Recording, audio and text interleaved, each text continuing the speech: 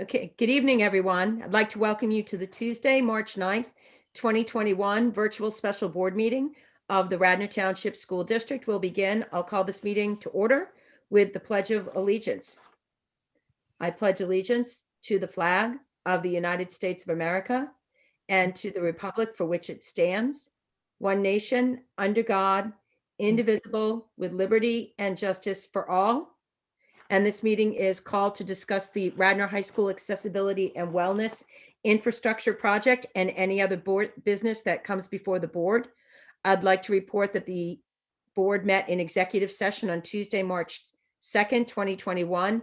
We discussed legal issues. There was an earlier agenda that said legal and personnel, but we only discussed legal. And with that, I will get right underway with our report from the superintendent, Mr. Batchelor.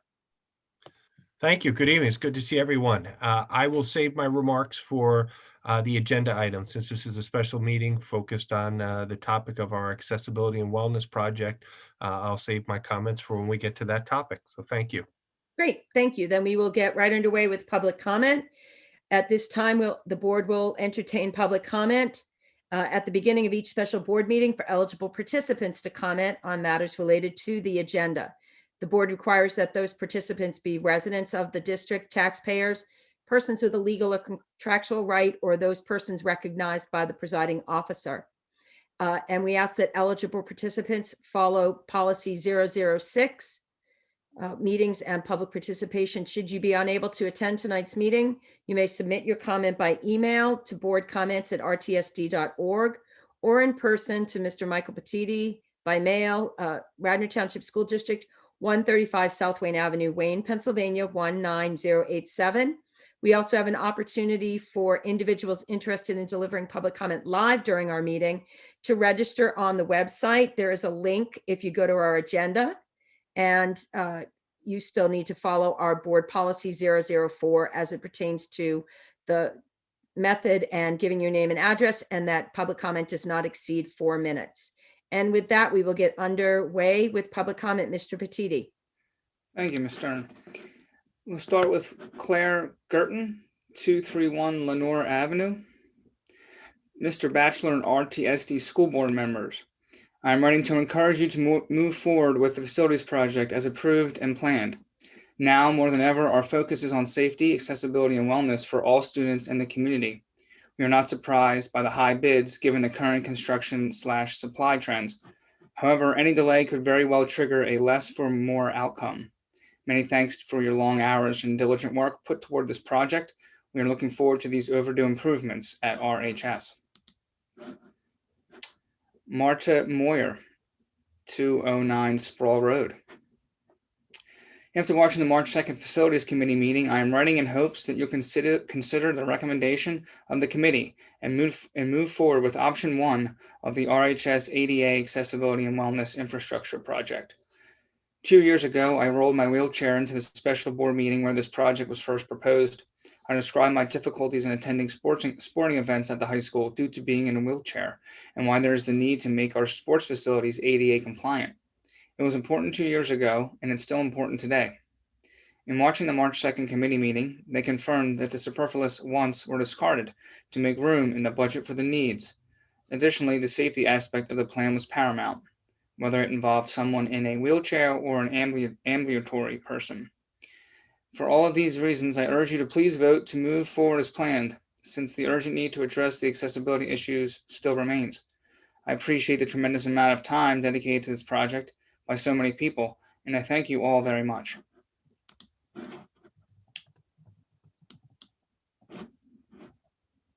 From Tim Henkel, 462 Barclay Road.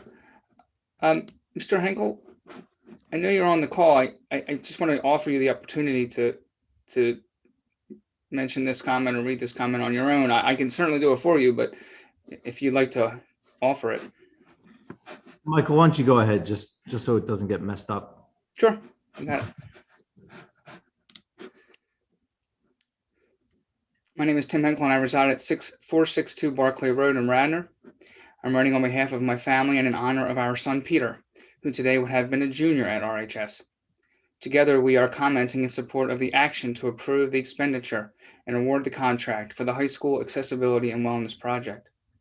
I've served these past 2 years as a member of the steering committee along with RHS graduate Chris Henkel and current RHS student Lucy Henkel. We have participated with many others in a process that started in 2018 and included many members of the Radnor community and student body. The project has moved forward deliberately to ensure all members of the public had an opportunity to understand its importance, participate in shaping its vision, and measure its financial impact. Of the many meaningful milestones, we recall the moments when the board became more broadly aware through public and staff input that so many of the desired improvements were actually long delayed capital improvements.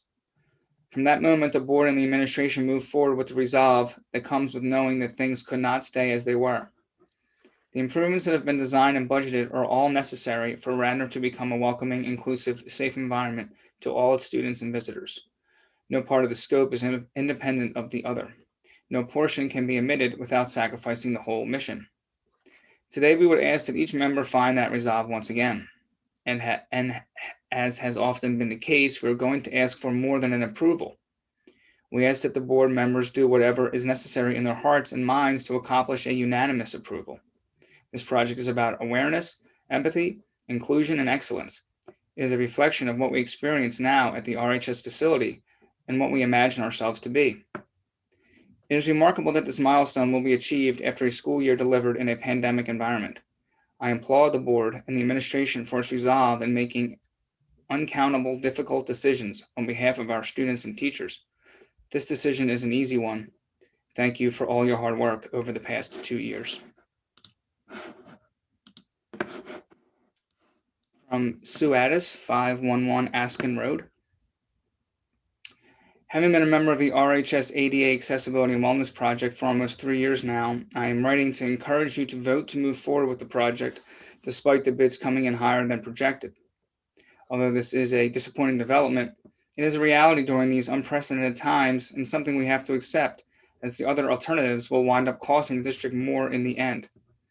The issues we set out to address with this project all still remain unresolved if we don't move forward as planned.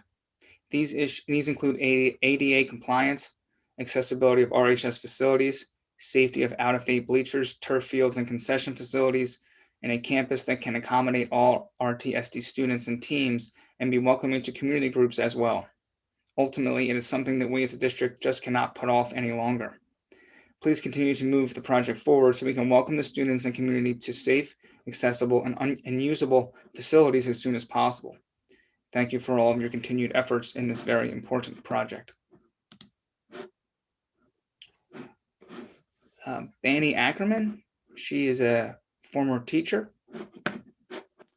Would that, Ms. Stern, just point of order, would that qualify her to be read this evening? I don't know if she has her address here. She doesn't have her address. I don't see an address, no. You know what? That's fine. I'll recognize her as part of my prerogative as a former teacher to the district. Okay, thank you. Accessibility and wellness have always been a part of the RTSD experience. Throughout my 25 years teaching at West and RMS, I experienced firsthand how the schools and staff work tirelessly to make programs and facilities meet the needs of students with disabilities despite the challenges of building facilities and infrastructure. My family and I wholeheartedly support the plans moving forward. Thanks for the planning, so much wonderful energy and commitment. Catherine King, 104 Wooded Lane. I'm writing in support of the Accessibility and Wellness Project. It is very important that we make all areas accessible to all community members. Please approve the added cost. From Greer Howard, a RHS graduate and alumni. I understand there is a board meeting tonight about the Accessibility and Wellness Project for Radnor High School. As a RHS alumni, I strongly hope you will push through this proposal. It is so important that our schools are accessible to all students, family members, and township members in order to not only create a fair and welcoming learning environment, but also an inclusive community. Thank you.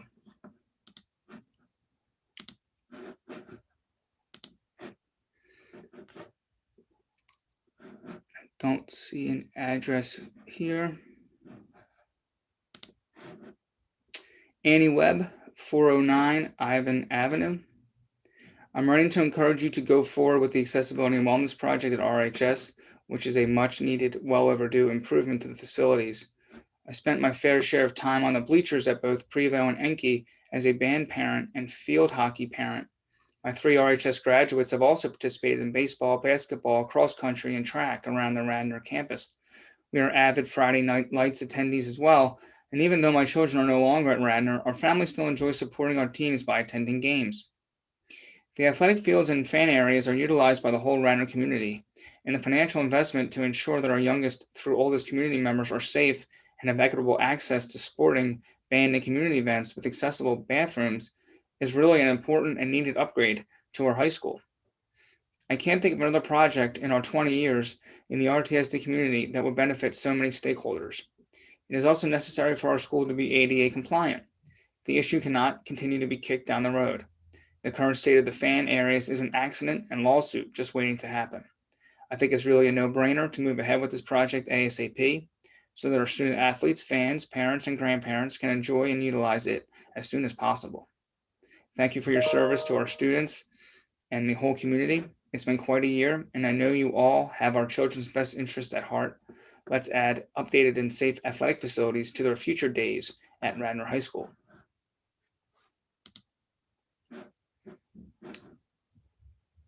Sarah Black, 400 Yorkshire Road.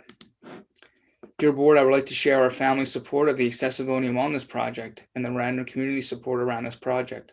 We first moved to Radnor in 2010, and as soon as we learned of the Watershed program at Radnor Middle School, we knew there was something special here. Through the program, we met John and Banny and consequently Katie. We also quickly learned of the intersections of Radnor families and activities. Little did we know of the amazing Katie Sampson lacrosse connection. So today we write to share our support of the Accessibility and Wellness Project and the Radnor community support around this project. It is vital to our community to come together and support each other, physically and virtually. Our souls have been through a year like none other, and some families have had more on their plate before this pandemic hit us all. Please keep in mind how crucial it is to come together and support each other in our accessibility and wellness. It is vital to our community's well-being. There are so many people who give of themselves without fanfare. This is a time to pull together and help our Radnor family. Carolyn Kelly, RHS alum. As a former alumni, I highly support accessibility at Radnor High School. As this has been a work in progress, I find that accessibility will provide all students with equal access into the community of Radnor High It will also greatly increase quality of life for those who need greater accessibility. I can't wait to see the impact this will hold for future students of the community.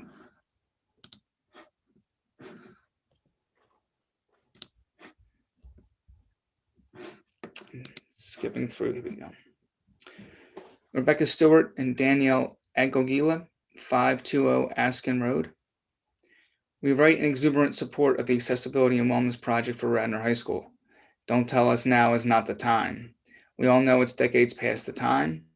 Let's get on the right side of history and signal to our community and our children what it is we prioritize and value. After a year of a global pandemic, coupled with a national reckoning with how we treat our fellow humans and the fundamental rights we all deserve, what could be more important than this investment? Alyssa Norton, Radnor High School class of 2012. As a Radnor High School class of 2012 alum, I was extremely excited to see that accessibility is becoming an issue at the forefront of the list of issues the school board is working to address. I am writing at this time in support of the proposal to make the campus 100% accessible. This has been a long time coming and will have great impact on current and future students. I hope to hear positive news coming out of today's meeting and look forward to seeing how else the school board continues to advance the educational opportunities for students and children across Radnor School District.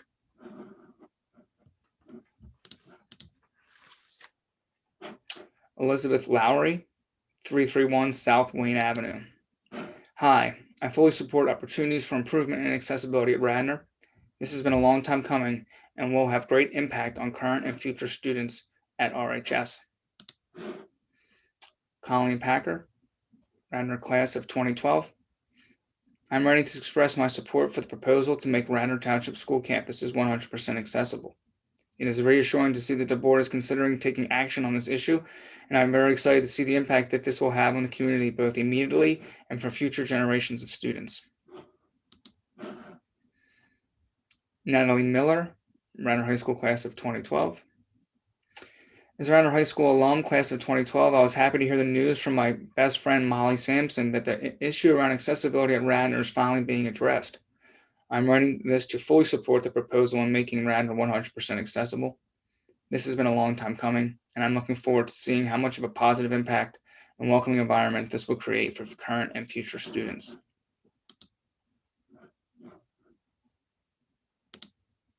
Catherine Fox, 612 Winsford Road. It's so great to see that Radnor is working towards a 100% accessible campus. I'm excited for the positive impact this will have on future Radnor High School students. Molly Sampson, Radnor High School class of 2012. I'm thrilled to have the opportunity to support the Accessibility and Wellness Project for Radnor High School. I believe that it is our utmost responsibility as Radnor community members to view accessibility as a human right and in turn develop initiatives and infrastructure that support this understanding. The Accessibility and Wellness Project will have a great impact on current and future students, and I'm so happy to see this project reflected as a priority for the school board.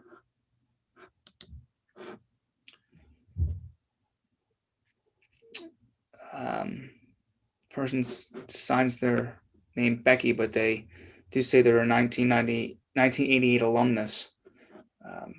Mr. Petiti, you don't have their last name?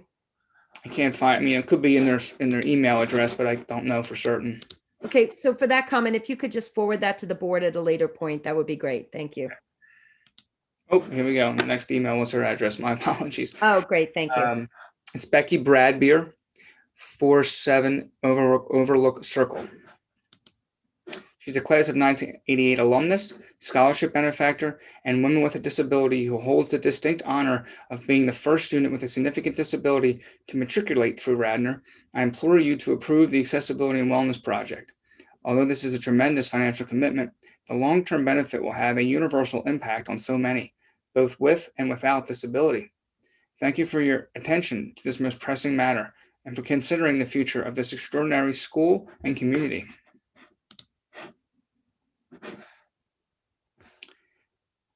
Doctors Ashlyn and Hamid Basiri, 741 Woodcrest Road. This email is to state our enthusiastic support for the Accessibility and Wellness Project. We just learned of this opportunity to state our support for this project and thus the late email.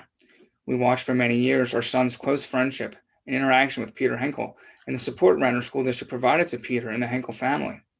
Regardless of the over-budget proposal, initiatives like this are critical for our community and its students and residents. We strongly urge the board to support this initiative. Rachel Evie Rosen, 601 Glen Mary Road. I'm writing in support of the RHS Accessibility and Wellness Project.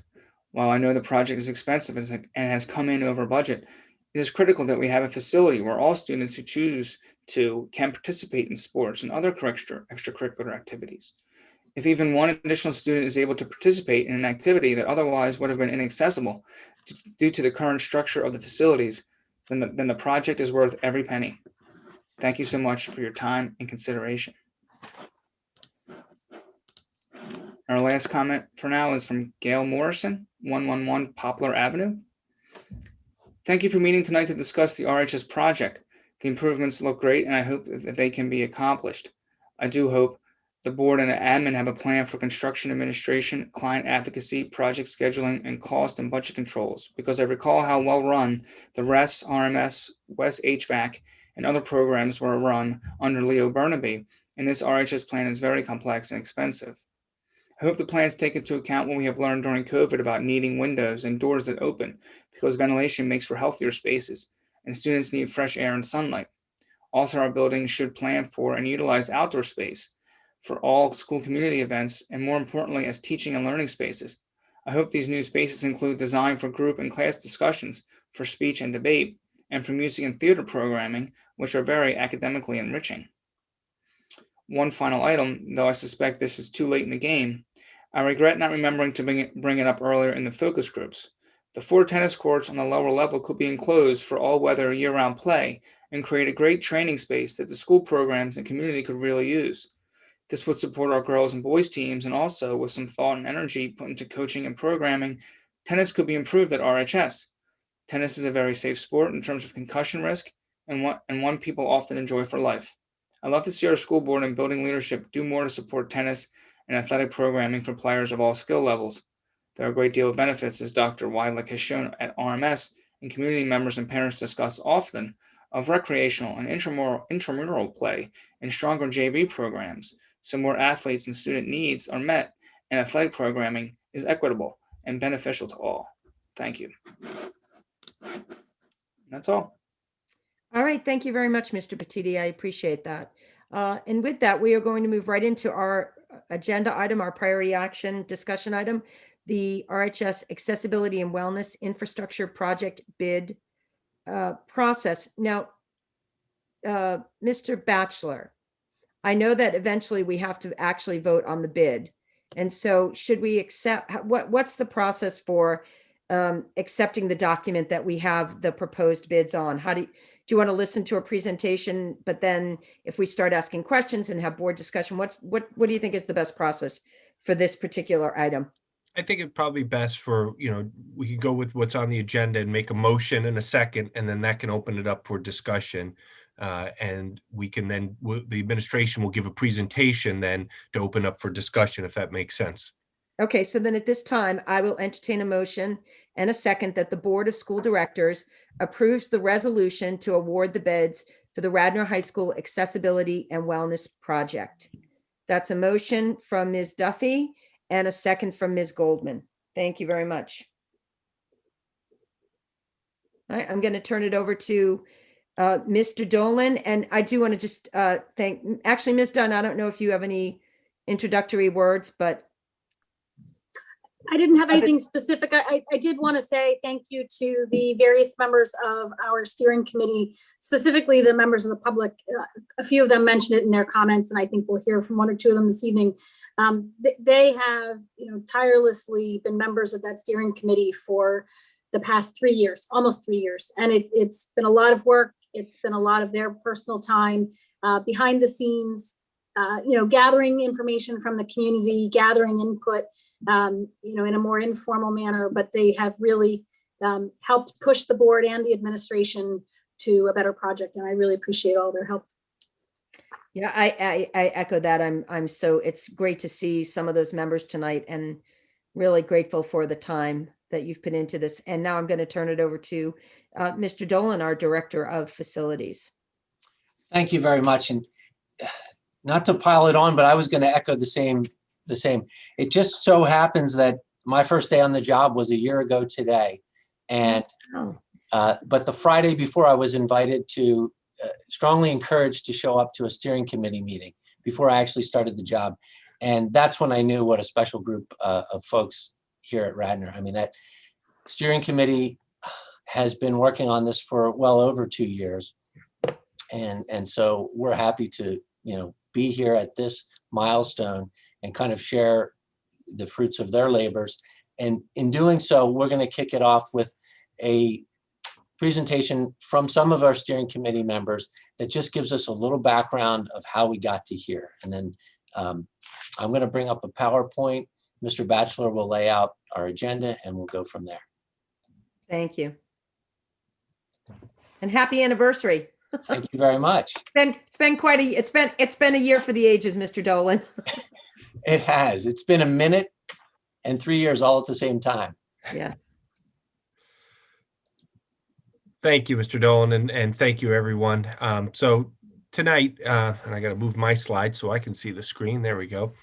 Tonight, for the school board in our community, tonight we have a presentation on the status of our wellness and accessibility project, and we obviously have the motion on the table now tonight to approve the bids. So what we want to go through tonight is take a little bit of time to just go back through the project history. We heard in some of the public comment that this is a project that has been going on for quite some time. The needs in this project we have known about as a district, for quite some time, and we were planning to address them through some of our capital improvement plans. So we want to walk through the timeline. We want to walk through the usage, the condition, and again, share the needs. Many of the slides you're going to see, board members, some of them are things that 2 years ago we discussed, and even 3 years ago we discussed in order to get this project moving forward. But we thought it was important tonight, as we look to accept the bids and move forward, to take some time going back and looking at why, again, we're doing this project and why this project is so important for Radnor. It's so important for our community. We will have an opportunity to see the actual design again, the video flyover. You see a great picture right here of part of that project, a big piece of the project, the accessibility and the ramps. We're going to talk about the bids. We had an opportunity last week in facilities to discuss the bids. As you heard from public comment, as you heard from our facilities meeting, the bids did come in about 18% higher than we had anticipated. We discussed at length at our facilities committee meeting last week why that occurred. Our understanding now that these bids represent the market. We will share some of those reasons tonight again, more briefly than we did last week, but share those with you moving forward and share with you why we feel confident and feel very good about these bids representing the market. We want to also walk through some options that we discussed last week with facilities, that we discussed administratively on the things that we could do moving forward. But ultimately, and I'll cut to the chase, and it was made clear last week at our facilities committee meeting, ultimately the recommendation moving forward and the recommendation out of the administration is that we move forward with accepting these bids and move forward with the project. And we'll share those reasons again, why we think not only based on the need and the reasons for the project, but from a timeliness piece, that we do believe this is the right time to still move forward with this project. We will wrap up with then some discussion about finance. Our business administrator, Ms. Michelle Dico, will talk about the financing options. This plan moving forward, accepting these bids, will fit within our parameters resolution we've already approved, but we'll also discuss some other options and answer questions, board members, about the finances as we move forward as well. So I know that's a lot that we're going to cover. We're going to try to, I still offer the belt of brevity to those who are going to be brief, but this is an important topic. And this has been a topic that obviously there's been a great deal of work over many years. And as we've shared before, this is something that we've known about for many years. And there is some excitement to be addressing something and addressing needs within our district and making an improvement that's going to be an improvement not only for our kids and our programming, but it is something that's an improvement for our entire community. When you look at the accessibility, you look at the use of this area of our buildings. So I'm going to turn it over. We've got members of our steering committee here with us tonight. If I start listing them all, I'll probably miss them, but I know we have members of the steering committee, members of the administration that are all going to take additional slides. We have Fidavia, who is our construction management firm. That is here with us tonight. Our architectural firm and the engineers are with us, and our financing team is with us as well tonight. So we have a lot of people that will be jumping in as we move through this presentation. So I think the next person is Mr. Bajoukis. I'll turn it over to Jeff. Thanks very much, Ken, and thank you to the board for this opportunity. What I'm going to do is I'm going to walk through some of the existing conditions on the site so that we can reorient ourselves on the need for this project.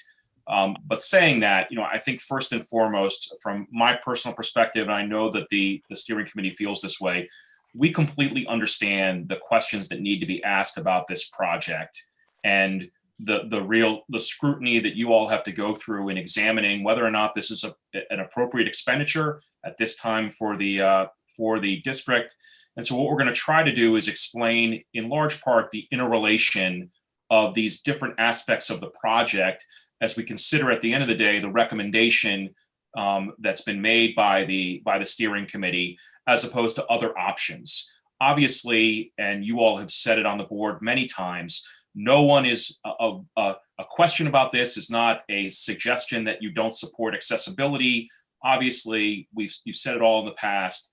that we all support this, the accessibility aspects of this, and we understand that it's kind of it's a legitimate process that has to be gone through before we spend this money. So without further ado there, what I'm going to try to do right now with the help of PT and Katie is explain to you what's gone on, the deliberation, but also the site conditions that necessitate the work that we're proposing. And I'm going to keep it as quick as possible. So this is a timeline of the different projects and the different events that have occurred in this process. And in fact, we're not starting this. There's actually a slide before this. Just a couple of highlights. This issue of the bleachers and accessibility actually first came to light before the Facilities Committee in November of 2016.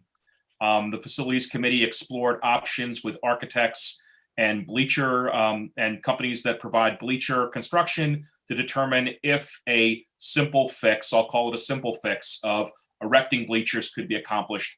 And after about 1.5 to 2 years of deliberation, it was determined because of ADA issues, as well as a number of other structural issues with walls and other areas, that a simple fix just was not possible. And so that led to a concerted effort on the part of the Facilities Committee and eventually the board to go out to the community and ask the community what needed to be done on these facilities to consider a larger project. And that was the founding of the steering committee. And without going into the back and forth, I would note that that there were multiple meetings with the community at the outset, asking for the needs, what the community saw, the people who are using this every day, as well as the students and the administration. There were public tours on 3 occasions in 2019 offered to the public, so they could come onto the site if they had not been on the site recently to consider the improvements that were being proposed.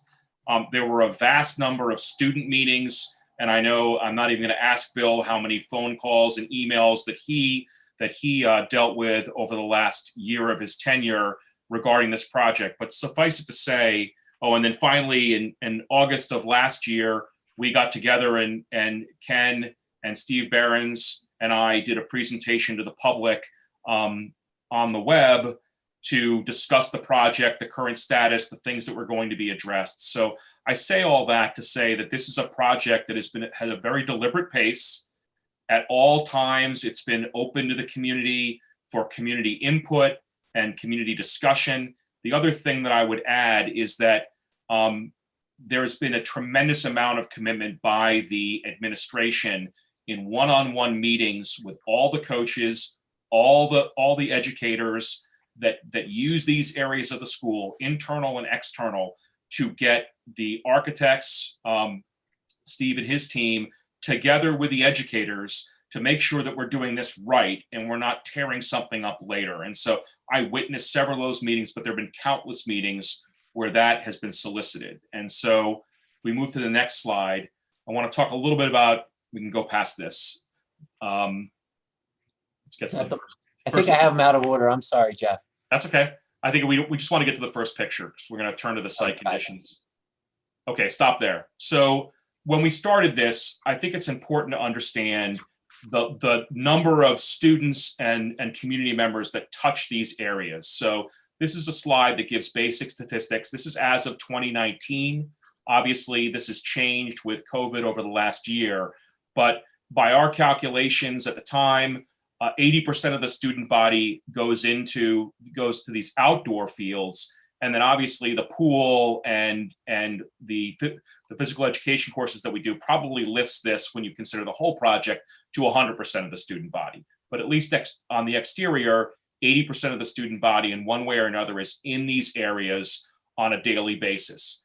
In addition to that, as Ken mentioned, the community uses these facilities extensively, and the district has made these facilities available to the community. Obviously, on an ongoing basis, we're going to be looking at the district's going to be looking at the amount of that use and the fees for that use, and that's already been discussed. But suffice it to say that there are thousands of community members, students, and children who come onto these areas. And then another thing that's important to remember as we get into the conditions is we also have visiting teams, visiting parents, We have the track is open for use by the community periodically. So when you talk about actual visits by individuals, we're talking about tens of thousands of times a year that people come onto our campus or are on our campus and use these facilities. The pool, the RAC community swimming group has over 300 members. We have community swim in these areas on top of that's made available. So we're talking about a significant touch by our community on these areas. So flip to the next slide.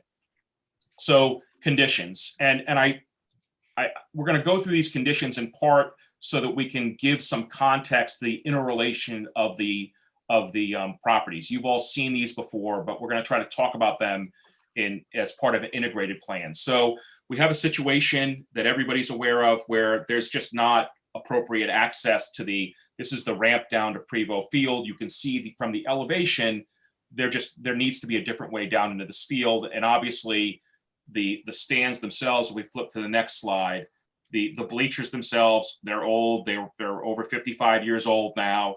But there are a couple of other issues that I think we have to keep in mind. First of all, if you look all the way to the right, the stands themselves are too close to the building.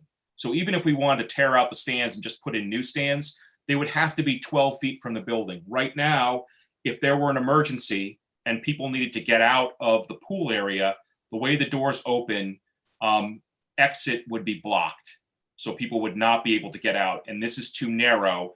So if anybody if there was a mass exodus from either the bottom of the stands or the top of the stands, you can see those egresses are just not wide enough. They don't come up to code. The other issue is we don't have the appropriate railings. So when we talk about a project and we talk about having to move things and therefore incur expense, these are some of the reasons why that in working with the architects, we realized that we needed to do this. There was going to be a bigger project. And this was identified back in 2018. So if we go to the next slide. So the track itself, it's just important to keep in mind as we talk about this project that the track it was built in 2006. It is crumbling along its edges, as you can see, which is dangerous for both the athletes and also the community that uses it. The turf field is 15 years old. It is past its useful life. So it is going to have to be replaced regardless of what we do. The other point that I would make is as we consider this project and we went through these things that had to be done, we also thought about what should be done, and we engaged in what I would call, I say we, it's really the administration and the architects, smart planning.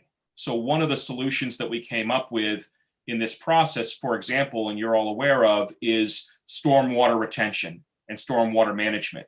Rather than having to create a large pit outside of somewhere on this campus to handle stormwater pursuant to regulation, the architects and the administration arrived at the idea of doing stormwater underneath the field, which is what a lot of schools do. But what that gives us flexibility, not only for this project, but it's large enough so if, say, you want to enlarge the cafeteria or add additional classrooms or undertake any other effort on the campus, some of that stormwater requirement can be managed through this facility. That was a little bit more expensive, but that's smart planning. It's thinking ahead. So these are the kinds of things that resulted in the project getting a little bit more expensive as we went on through the planning. If you move to the next slide, please. So we've talked about the condition of the concession stands and also, again, the stairs to Raider Road you see in the lower right-hand corner. All of these are areas that regardless of what we want to do are going to have to be changed and improved. The concession stand was built in 1985. It doesn't have a toilet or running water. So the parents do a great job and the administration does a great job in making sure that this is safe and sanitary, but it's not up to what you would expect for a facility like this. It's also, because of that, it's very difficult for other teams to use it. So it's not used as much as it could otherwise be used. But the other thing that I would say is, in discussing solution to that, we've actually, rather than having two separate snack bars, we've gone with one centrally placed snack bar. So saving money on construction and also accommodating both fields as a solution to that. So if we flip to the next slide, please. Again, you see the pathways in front of these different areas, and how they are overly narrow and difficult to navigate, particularly when there are multiple people involved. And then in the lower right-hand corner, that is the only bathroom facility on the campus for anybody using these fields, including the tennis courts and things like that. And the actual number of there's 3 stalls / urinals for all the men that would use this in any given football game, and that includes the opposing football team. And so there's really, if we're going to do this construction, it's not a want, it's a need, because you obviously have to have the correct amount of bathroom facilities for men and women in a place that is fully accessible to people using Enke Field or Prevo Field. So regardless of what we want to do, we're going to need to address that issue, and it's a significant issue. So if we move on to the next slide, please. We're all familiar with Enke Field and the need to replace this seating area. It's, I mean, in and of itself, and I didn't even realize how stark it was, it's all tilted forward. So that's why people are falling down, because it's it by its nature is tilted forward. And so when you replace this, then you have all these same issues again. Accessibility, you need to have accessibility, you need to have the bathroom facilities, you need to be able to get down to the field itself, not into the stands. So again, I think we all recognize this needs to be replaced, and the consequence of that is the need for the bathroom facilities and the other facilities. We could move on. This is the top of Enke Field. Again, we don't have curb cuts. We have a lot of sidewalks that are going to need to be replaced. If we replace the bleachers, the consequence of that is having to replace all of this also. And you would have to replace this anyways, just for doing the Prevo work, because you have to be able to get to the field as well as get down on the field to comply with the ADA. So again, needs, and this is why you see a larger construction project as we addressed all these issues. So if we move on. So this is just a general picture of the bathroom facilities in the inside the building. So one of the things that we did is try to understand from the students and the community who uses these facilities what the needs were. Many of these have not been updated since the school was built. Some of these lockers have been there for decades and have not been improved and have not been addressed. And so in the pool areas, they're rusted out, and these are not things that were unknown to the school. I mean, there's been discussion of improving these as we've gone. So some of this was in capital reports and the like. But in any event, when we're doing this project, the question we asked is there an economical way to do these things too, to improve accessibility and use and safety? Rather than moving past this, if we're going to do all this construction, what about these other things that have been on our tick list for a number of years? And is it going to be more economical to do these now as opposed to postponing that, running the risk with regard to safety, but also with regard to sanitary nature and the rest? So you can see, these are areas that just had to be addressed. If we're going to do the work, these are areas that should have been addressed. So that's why they're in the project. If we move on to the next. So this is the pool area. So you'll recall from the meetings before, and I know that many of you were not on the board, but the condition of the pool has been something that's been raised publicly on a number of occasions. In thinking about the project and thinking about accessibility, there were a couple of things that we realized about the pool area. One is that the decking where everybody sits is not ADA accessible. It's just not. So that's something that the administration identified early on that need to be addressed. So this is the upper seating area. You see that in the upper right. Also, the tiling, because this all was built in 1971, the tiling has been worn so smooth that now for safety reasons, no one is allowed to walk barefoot on that tiling because of the danger of slipping. There was also issues with regard to air quality in the pool area. And so that again was something that was in capital planning. Some of these issues, obviously not the accessibility issue, but some of these issues had been addressed. And from a committee standpoint, if we're going to make the fields accessible, how can we not make the pool accessible and safe? And so that's what led to the examination of the pool areas and the work that's proposed with regard to the pool areas. Move on to the next slide. So this brings us close to the end of this part of the presentation. This is the current fitness room in the school. So one of the things that we had been discussing from the beginning of the project was creating a fitness room that was accessible to everyone. Right now, this room is actually a converted classroom. It does not have sufficient electrical to run more than 3 treadmills at one time. In talking with Mike Friel and PT about needs, right now we try not to let more than, I say we, the administration tries not to let more than 20 students in this room at one time due to safety considerations. And so with the enrollment that we have, we're essentially excluding a significant portion of the student body from using this room. And so we don't have the ability to have teams use this room after hours and let anybody else use it. We don't have the ability to have full classes of students in this area for physical education purposes. It affects, and PT will talk about this, it affects programming, it affects things that we want to do, it affects our ability to put in place the wellness program that we've been talking about in district planning for a number of years. And so the fitness center that's proposed in these plans, it makes fitness accessible for all students at Radnor, so they don't have to go out and pay for their own gym memberships or travel somewhere to do basic fitness that's part of our educational programming.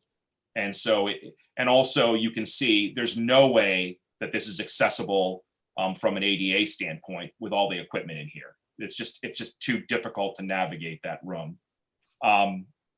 Just a couple more points that I want to make about the project. So when we think about the field house and you think about why that's necessary and whether that's something that should be done in the project, I'd like you to keep in mind that right now we have no protection from weather or lightning for anybody that comes on the campus after the school closes for its educational day. So we have a situation where people have to run to cars, opposing teams have to go to buses, our own players may have to go into the school if possible, or their own cars. And so when we looked at that issue, just the pure shelter issue, that's what drove a lot of the decision-making with regard to the structure in the field house. It also solves 2 other problems. It solves the bathroom problem for Enki and Prevo, and it solves a locker room problem for our own students and for opposing students who in the past have had to walk up and down, for example, the stands and have gotten injured. So it's an elegant, it's not a complex thing. It's an elegant solution to multitude of problems, the concession stand, as well as safety. On the fitness center, again, that's a big part of that is accessibility and programming. It also gives us the ability to add a couple of classrooms, which given the long-term planning that we've been talking about, and I know others will talk about this more than I, but it gives us some flexibility there to do that now in a very economical way, as opposed to doing it later. And it's an elegant fix, and they're multi-use rooms. The point that was made by one of the commenters about the tennis courts, we spent a lot of time discussing sight lines and seating and in the tennis area. There's bathrooms that are going to be put in. so that the people who are using the tennis area actually have a place to go to the bathroom. They have a locker room where they can lock their items up securely. So that's something that we spent a lot of time discussing. And then finally, before I throw it over to Katie, the other aspect of this is ADA parking. There's 2 ADA parking spaces for these field areas. And so what is being done outside the gymnasium area will also make a number of additional ADA parking spots and improve accessibility. And with that, maybe we could flip the slide, and I'll throw it over to Katie Sampson. Great, thank you, Jeff. So at this point, I think you all know me, know that I'm a Radnor High School alumni, class of '98. I had a spinal cord injury in 2000, which left me a quadriplegic.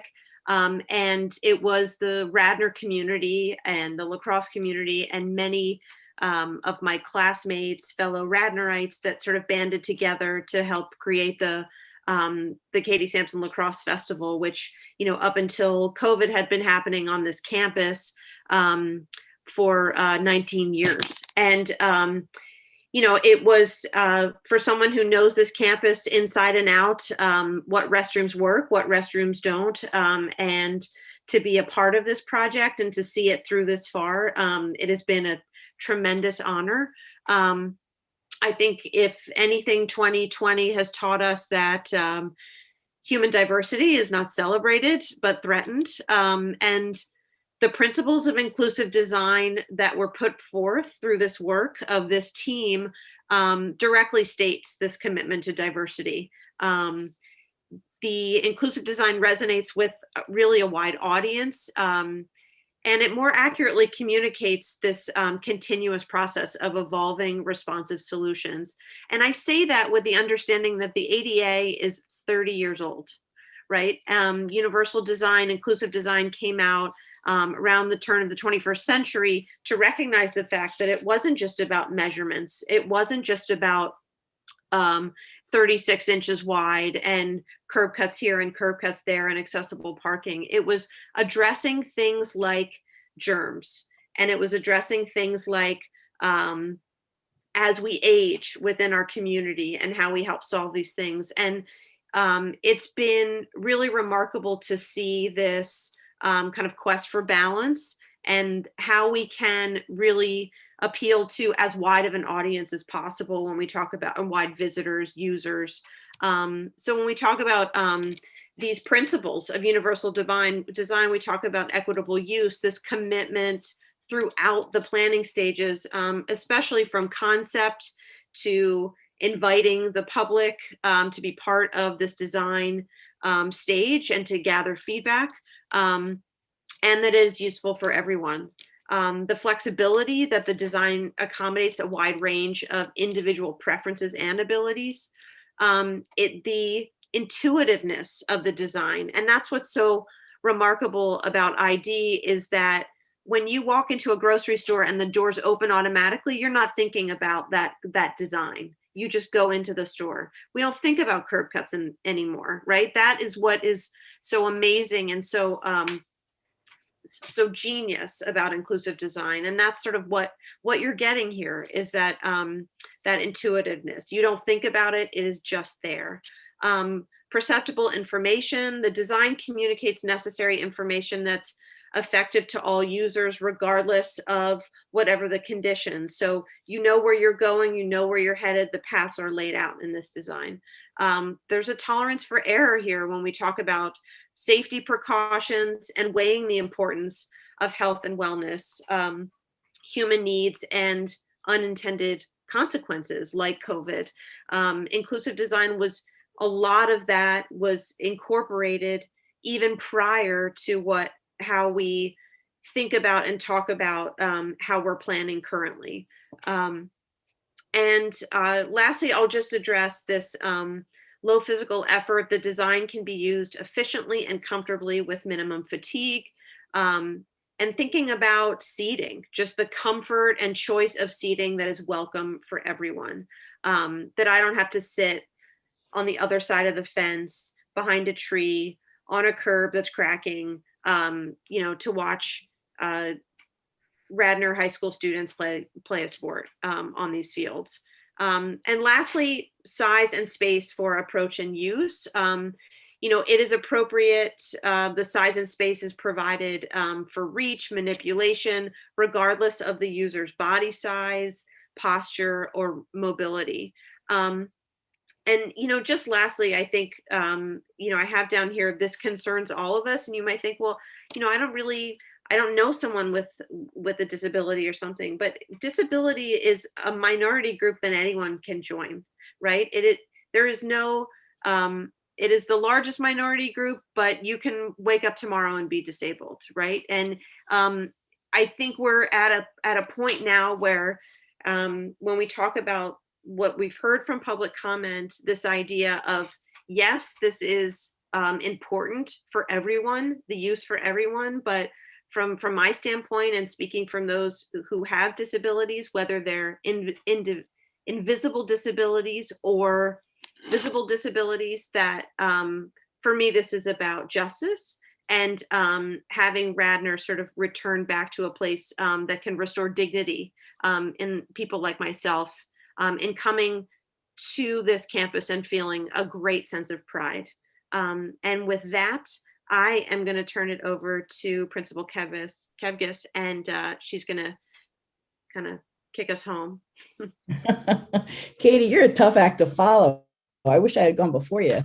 Thank you so much. It's been an honor to work with you and really everyone on the committee. And when Katie and I spoke earlier today, I think that one of the things that she just mentioned, that this could be any one of us tomorrow, really, really hit home for me and stuck with me. So, before I go on, I do want to say thank you to everyone on the steering committee. It's hard to believe it's been 3 years, but it's been an incredible time. And the energy and the passion that everyone has put into this project, it's just incredible. What we're seeing tonight is truly the vision and the voice of so many that have come together to represent the needs of our entire community.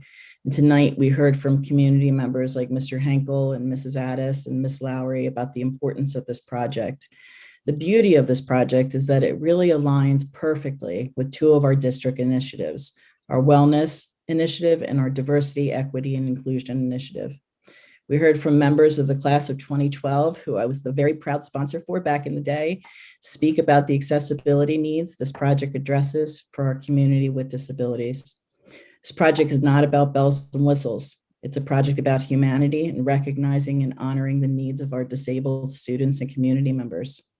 The project offers so many wonderful things beyond revamped fields. It addresses the needs of the high school, including very limited space with new classrooms, a properly sized and accessible fitness center, and a place to honor our past and look towards our future. We are significantly limited in terms of classes that we can run in the PE department every year, as well as in the fitness center, because of the facilities that we currently have and the size of those facilities. This causes scheduling issues every single year. This project addresses safety as well. The setup of Anki and Prevo do not allow for our disabled community members or our grandparents to enjoy the fields and all that we have to offer with our athletic program. I've heard so many alumni tonight say that this project is long overdue, and I could not agree more. It's time for us all to move forward and do what is right for the high school community, as well as for our entire Radnor community. So I just want to say thank you, and I hope that we move forward tonight. Thank you, PT, and thank you everybody in the steering committee.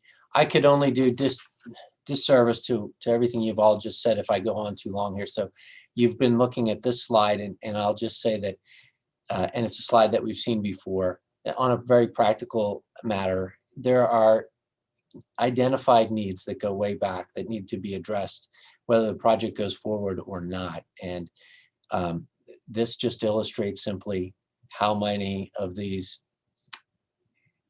identified capital needs are incorporated or sort of baked in elegantly to this whole project. And so if we don't do it, or if we try to do it in a piecemeal fashion,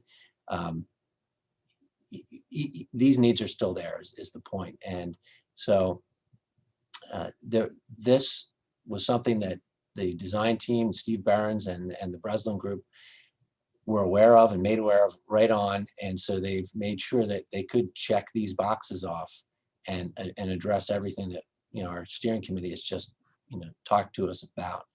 I'm going to cue it up by going back to the agenda that Ken laid out for us. We're getting ready to, we're sort of at halftime here, and we're going to turn it over to Steve. As Allison gets ready, the video, we're going to turn it over to Steve Barons and our design team, and they're going to walk us through the next stage of this project. Thanks, Phil. Thank you, everyone. It is exciting to be at this point in the process. And as the video comes up, this is an opportunity to summarize the design in an efficient way and show you all that's gone into addressing these needs. And really, I appreciate the way it's been expressed as an integrated approach, and it really has, through all the efforts that preceded us, as well as us coming on board. The opportunity to integrate all of these things into a cohesive design in such a tightly knit fashion is really neat to see it coming together.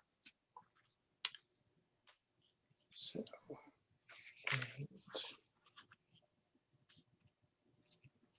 thank you. So here's the video that you've seen before. We're over by the turnaround loop. You can see the accessible entrance to the Prevo field. You'll see the ramps coming down to the tennis courts. And really, ramps are obviously a big thing, been talked about numerous times, and they're really for everybody in this project. Most everybody that enters this facility will be utilizing those ramps and taking advantage of that universal design. You see as we approach here over the tennis courts, you see the two-story addition. The lower level is those badly needed toilet room facilities. The upper level is the fitness, and there's 3 classrooms behind that address the enrollment projections for the high school. In the foreground is the track and field that are at the end of their life and are in need of replacement. Underneath that field is the stormwater management, sized for some future capacity as well in that forward-thinking way. The main entrance ramps are there in the background, or passing by the field house that has the concession and toilet facilities on the lower level, the weather protection on the upper level. And then, as you can see, between us and Raider Road, there is the ramp passages down to Enke Field, the new bleachers here, as well as at Prevo, and ramps that allow those to be accessed from the field and vice versa.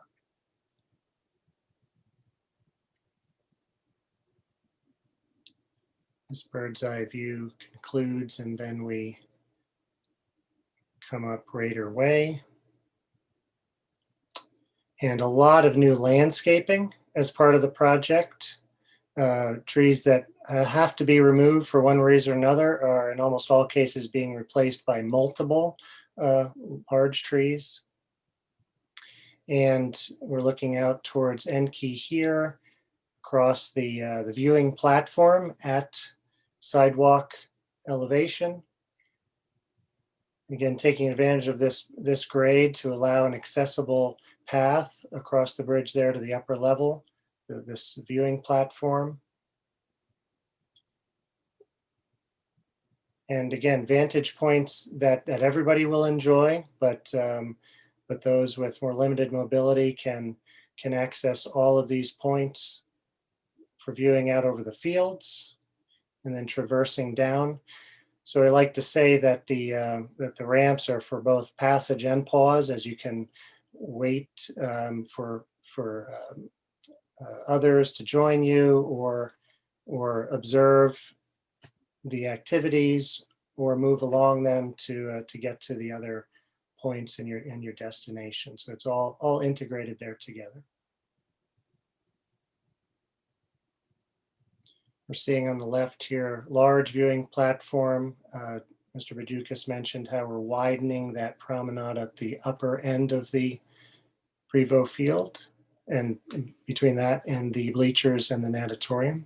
This is the large new accessible parking lot that offers parking to serve the entire facility, as well as the building itself, and a covered canopy there entering into the natatorium area. Some still images of the Spirit Gallery that was mentioned, and this is a new lobby and entrance area into the natatorium area of the building. So I had to move along quickly there, but hopefully that's a good reminder of what you've seen to date. So I'm going to share the screen at this point, and I will immediately turn it over to Mr. Sakala from Fidavia to talk about the bid results. Good evening, everyone. Hope everyone's well. I'm going to take us through a real brief addressing of the bids that were received 2 weeks ago today, and then address and confirm the overall efficacy of the bidding process. You can see at the top of the page, we have 4 columns.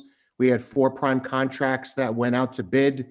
In the first column, the estimate is beside it. In the second, the bids, the numbers that came in on bid day beside that. And then the right-hand column reflects the allowances, the values that were within the bid day values. That $772,000 sum of the allowances is within that $24 million figure, and a point of notice is in addition to the contingency of $1.6 million. And taking us through to the first bullet on this slide, the net effect was bids were over by 18.75% of estimate. Taking those allowances into consideration, just some things you could imagine. There was a tremendous amount of work that took place 2 weeks ago, that first week in particular, to decompress, descope, and analyze all the information we had to find out, what was the disconnect. And that's really what the first bullet addresses. We did have COVID impact in the original estimate that was put together, but based on the market at that time in early December and other projects that we had coming into bid, it obviously wasn't enough based on how things have transpired since then.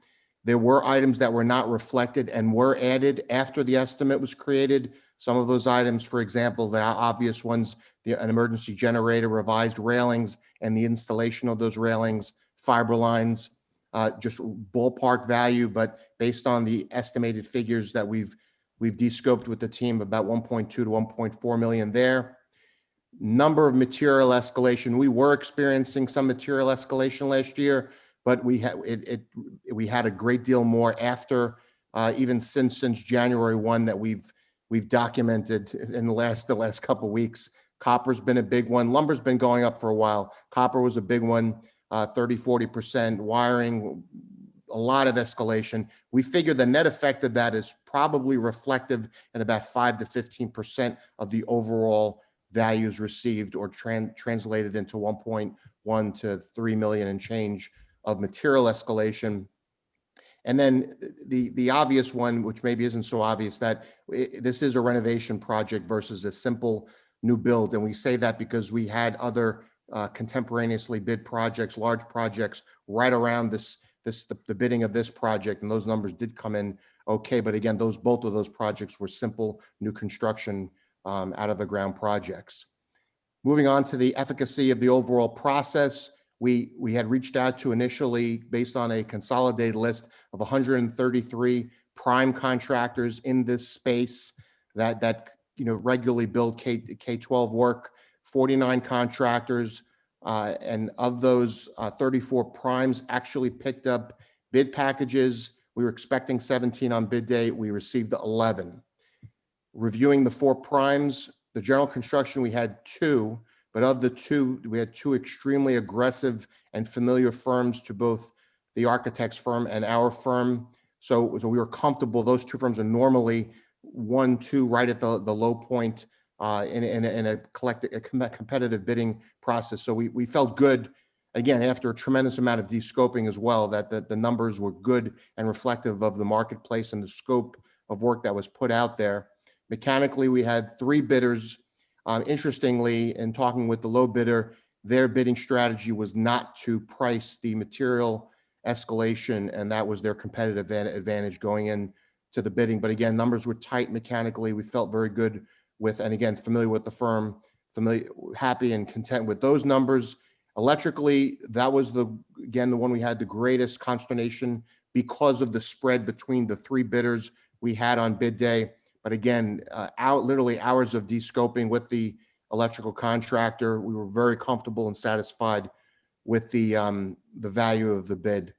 And lastly, plumbing, we had 3 numbers for plumbing, which included the sprinkler discipline, and the numbers were tight and all firms that we're familiar with and competitive. So in conclusion, we would have preferred to have more bidders in an ideal world, but after spending a tremendous amount of time with this, with the contractors, with the design team and the administration going over these bids and knowing the firms involved, we're comfortable that the scope of work that was put out there is reflected in a best competitive number in the marketplace at this time.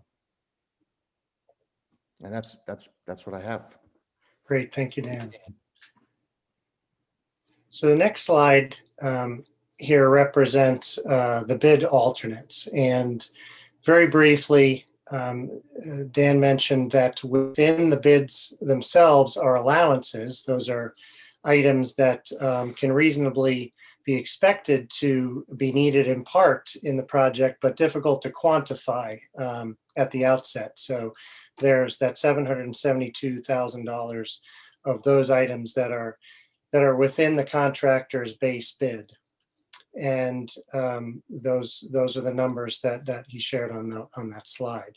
There's also in the bids what we call bid alternates, and these are items that are not necessary for I'll call it the integrity of the project. They're items that are perhaps lower on a priority list, or things that may represent, if the bids come in low, opportunities to add value to the project, things that might have not been included in the original scope of work, but value adds that can be brought in if the bids come in favorably. In our situation, unfortunately, with the bids coming in high, for the most part, we utilize that to very selectively look for things that offer a high return on investment, but those wish list items that are not integral to the overall success of the project, the performance of the project as originally envisioned, are able to be set aside. So I'm going to briefly go through. The alternates do present a decision point for the team, ultimately for the board, in terms of the vote with respect to the ultimate contract amount. So I'll go through and present to you what is the recommendation of the design team, of the administration, the steering committee. And each of the 4 primes have some of these items. So under general construction, you'll remember back in October, we brought to you the opportunity to provide some air quality improvements to the natatorium. And that was identified as outside the original scope of work, but something that we as a design team found that could be brought in, and identified that as a bid alternate. That is something, for a variety of reasons, others have spoken to, that we are recommending that natatorium air quality improvement be undertaken. Conversely, we identified, and I'll show you pictures of this so you can see it a little bit more clearly in following slides, but we recognize an opportunity to remove some face brick from a lot of those retaining walls associated with ramps and grade changes on the site. We saw an opportunity to consider removing the face brick from those and tastefully doing it in a exposed concrete fashion. Show you some pictures of that. That was a significant potential deduct to the project to the tune of $390,000. We also looked at lowering the fence along Raider Way to a height that is more inviting for the campus in a philosophical way, but yet still addresses the need for a guardrail and safety. We identified an alternate turf manufacturer that provided a savings but still met the design specifications. And then we also carried an alternate for some sod as opposed to seeded grass. The idea there, again, in a return on investment point of view, that sod would establish itself quickly, allow for athletics to be resuming in the area of the construction, particularly with track and field, rather than waiting an entire season for grass seed to establish itself. That ended up being a very small number, and we elected to, or are recommending that we elect to accept that alternate. So the net effect, as you see, the base bid column is on the left-hand side. Those are the same numbers you've seen on the previous slide.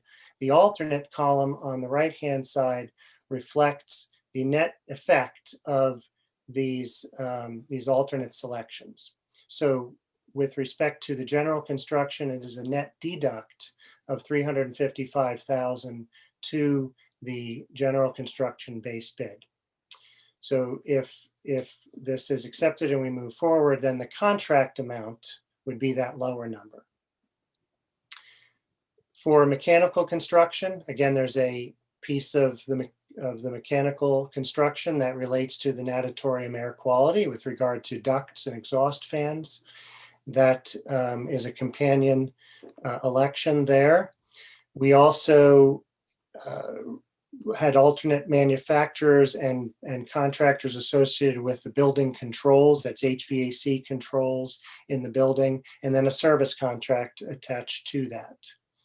And then finally, the mechanical construction had an alternate for a high efficiency boiler.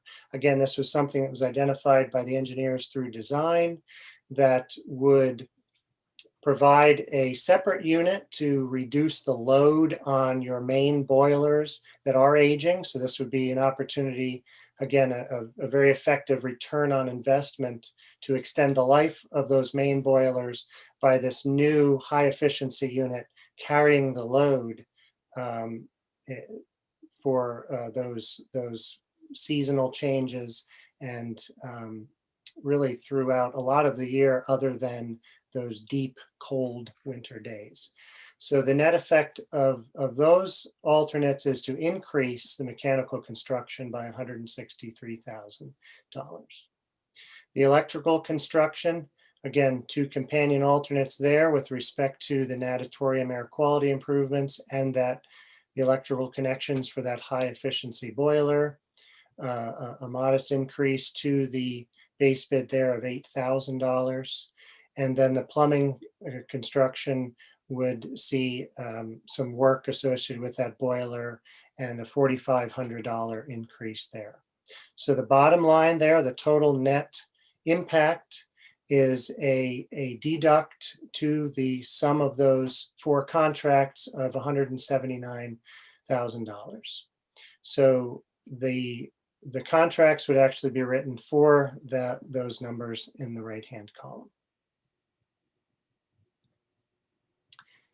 So to explain a little bit about the brick reduction on the face brick, a lot of those other alternates are things that are inside the walls, in spaces that aren't real visible. This is a consideration from an aesthetic point of view, something that's visible on the site.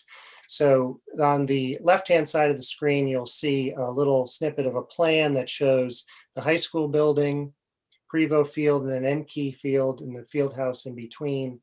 And what's highlighted there in yellow are the areas of the site walls that we're talking about, considering removing the face brick. So this does not have anything to do with the buildings or some other areas of the site that are close to the building and really looking for a continuity of that design. The right-hand side of the screen shows the end key bleachers and some smaller walls that are behind those. So the upper image shows you the concrete, exposed concrete look, and then the lower level, the lower image shows the face brick. To give you a little further example here, these are the Prevo retaining walls. So again, left-hand side is what those walls would look like with a brick, with a concrete face brick removed, and the right-hand side is the face brick as you've seen it to date. Just to help show some real life images here, these are walls that would be very similar in their treatment to what we've done elsewhere in similar situations.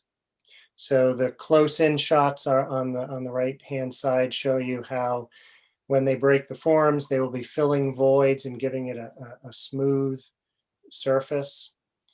The left-hand side, particularly the bottom image, shows a 14-foot high retaining wall, which is exactly or nearly identical to the height of that highest point right next to the field house where the wall would be at its highest point. It diminishes from there to an image like you see on the bottom right, where it's just a few feet tall. This is an aerial image. You saw this image as the title slide, but you can see this is looking at those main entry ramps with the face brick. And then this is an image with the face brick removed and the exposed concrete look.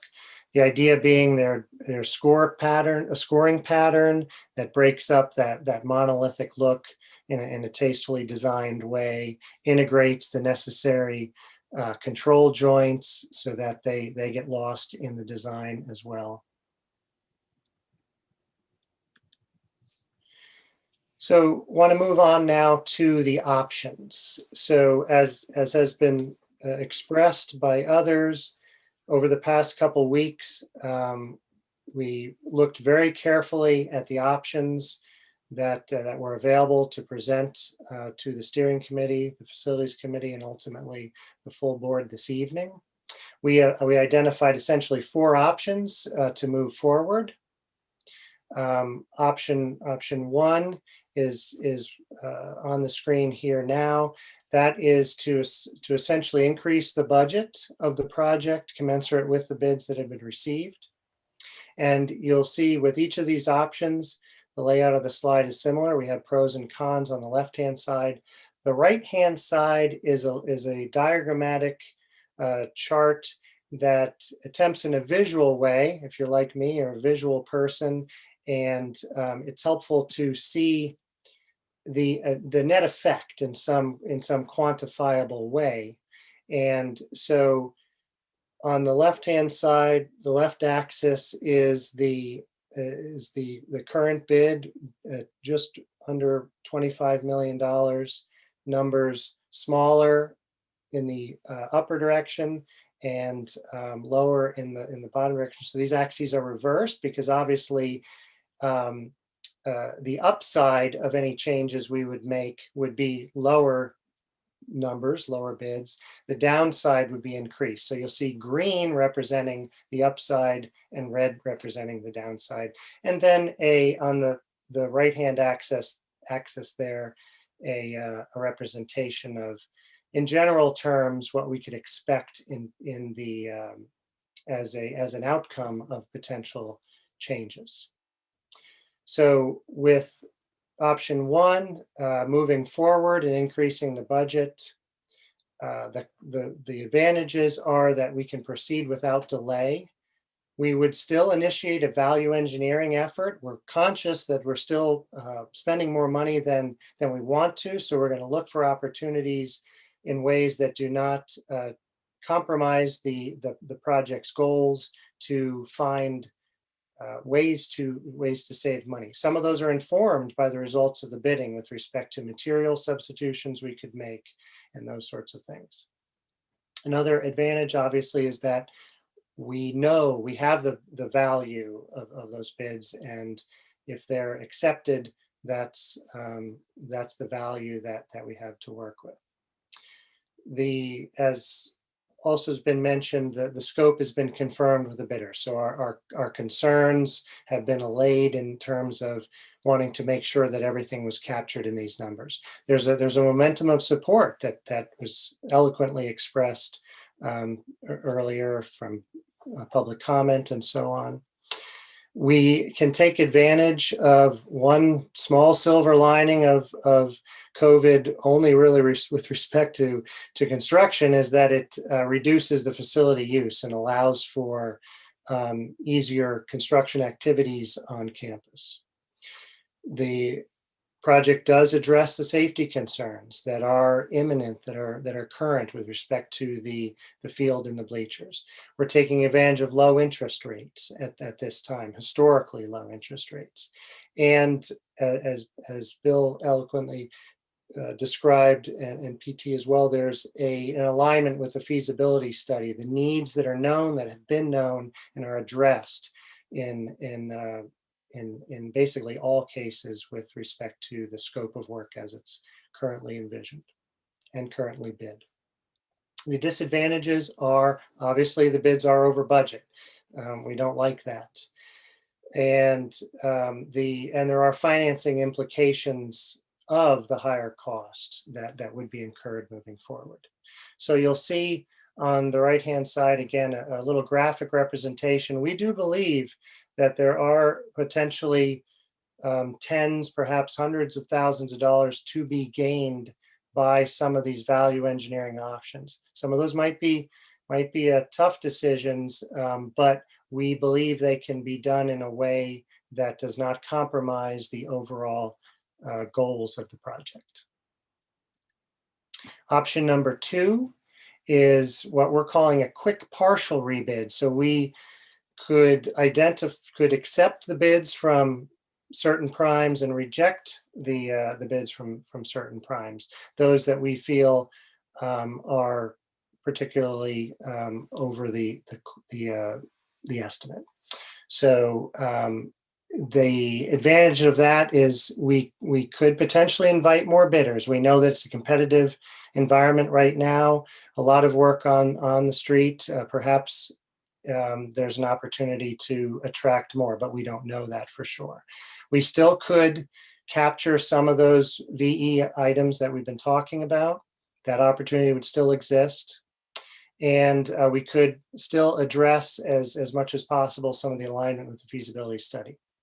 The disadvantages include a loss of 6 weeks minimum. We're referencing that number because we think that's as quick as we could possibly turn this thing around and then be back to where we were 2 weeks ago with bids in hand. So that is a delay. As a result of that, we could lose those low bidders that the bids that are rejected. We may not get the current low bidders back. The numbers might end up being higher because we do expect that, at least in the near term, prices will continue to rise. The market's telling us that. By that delay, we would jeopardize the first summer schedule. There's a lot of critical activities that need to happen in the first summer because of the phasing of the project, with some of the infrastructure pieces that need to be in place to move forward. Not to mention the aspects that need to be in place for school to reopen effectively in the fall. We think primarily about the roadways that have to be disturbed for that first summer work. And there is also then financing implications of a higher cost because we may incur that, but also the bids that we retain are still a little bit higher. So the right-hand side shows a net increase potential for those unknowns. So that's the red on the bottom of the graph. and that could be to the tune of hundreds of thousands of dollars above the bids that we already have in hand. There's no guarantees there. Again, some green is indicated there because on the upside, there is the potential to reduce the cost a little bit. So what you're seeing here is while the upside might be a little higher, we're also capturing a lot more risk with this option that we could end up with higher costs and reduce value of the project overall. Option 3 is what we're calling delay, reduce the scope of the project, and then because our current contracts would expire, we would be rejecting all of the bids in hand right now. The advantage of this option is it does, by reducing the scope, offer us the greatest opportunity to reduce the cost as well. But what we believe, have to reduce the cost, the scope significantly to gain that advantage. The list of cons, disadvantages here grows. Many of these are repeats, so I'll just hit on those that are new. There's a loss of at least 10 months. So to effectively redesign certain aspects of the project, to pull things out and cut costs, that's going to take time. And then of course a full rebid. So we foresee at least 10 months to be back to where we were 2 weeks ago with bids in hand. We would be sacrificing a lot of identified needs through that cost cutting, the integral nature of the project that's been discussed. And we could end up paying more for less in a year from now because of the loss of value, because of interest rates, because of inflation, all of those sorts of things. Again, we would lose all of our current low bidders effectively if they are, for one reason or another, not able to rebid and their bids are higher. Prices would continue to rise. We would lose a year out of the schedule, lose potentially momentum of support, increase facility use as we come out of COVID and recover from that, delay in addressing a lot of very important needs that have been discussed. The interest rate risk of increase there, certainly falling well short of alignment with the feasibility study.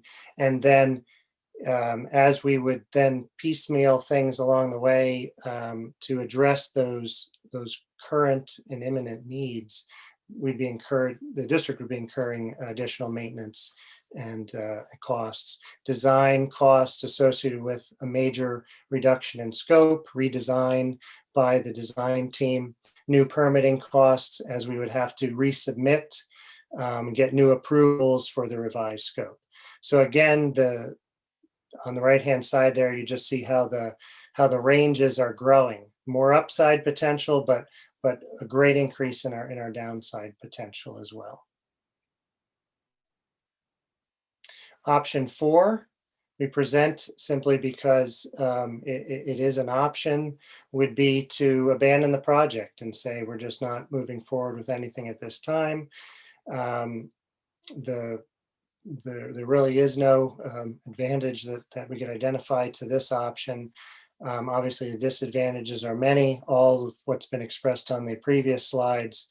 You lose the sunk costs, the value of the project, safety concerns would remain, ADA deficiencies would remain unaddressed, loss of economy of scale and synergy as you continue to address the things that need to be done in that capital plan moving forward, significant additional maintenance costs, and momentum and misalignment with the feasibility study.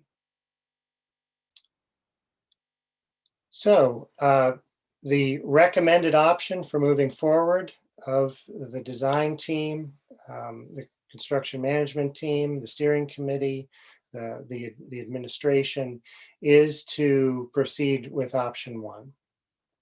We would proceed immediately and initiate that value engineering effort immediately and try and capture some of those what costs we can to ultimately through change orders to reduce the cost of the project after accepting the bids as they stand.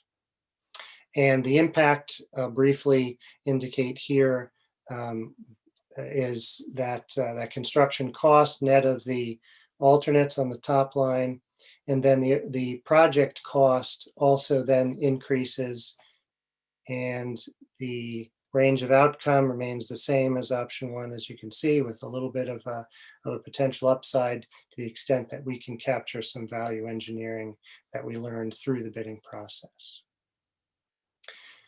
So this slide here, to sum it all up, is as we showed you in January, a comparison with the previous numbers here were representing a comparison to the 90% January numbers, and then where we stand today. So the top portion of the slide are those hard cost numbers that others have gone through, that Dan illuminated earlier. We still are maintaining, I'll just add that we're still maintaining that construction contingency at the same level. So it does effectively reduce in its percentage of the overall construction value, but we feel comfortable with that because of the relative risk that has been eliminated with the bids having been received. The bottom part of the slide is a quick breakdown of the estimated soft costs. So the soft costs are obviously the other half of the picture with respect to the hard cost that's in the bids or expected to be expended with respect to the construction itself. The soft costs are those fees and costs associated with that. So I'll go through it quickly. The architect and engineer fees, my firm, as well as the engineers that I've subcontracted with, much of our fees is associated with and tied to the cost of construction contractually. So if the bids had come in lower than the estimate, we would have adjusted our fee down.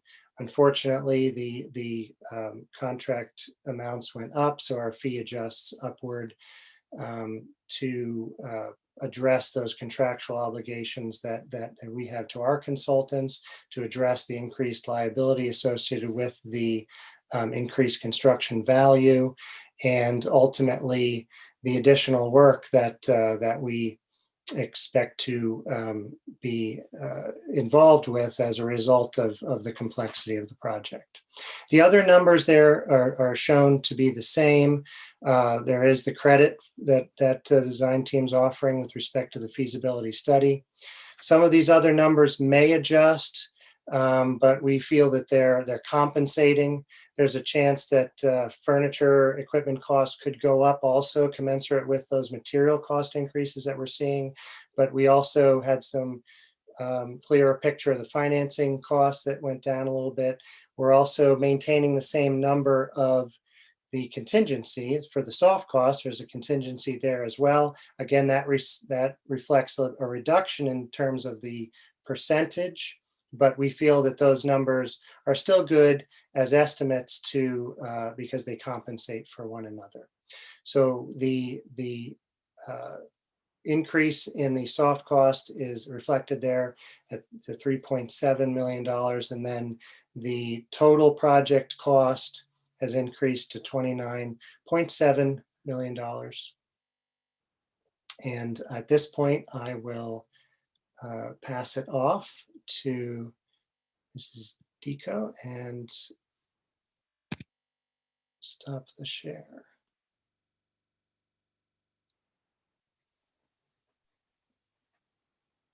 And Mrs. Stern, what I thought we would do is we would round out this presentation with just a quick overview of the financing. Now, our focus tonight is the approval of the bids, and that has been the bulk of the presentation. But obviously, the discussion of how we're going to finance, becomes part of this discussion as well. It is actually a discussion we've already had through Finance Committee. The parameters resolution we already put in place still is my understanding that parameters resolution would still work now for the numbers you have seen. And Ms. Deco can share that with you. But we did, as an administrative team, look at two different options that we can share very quickly tonight, very briefly.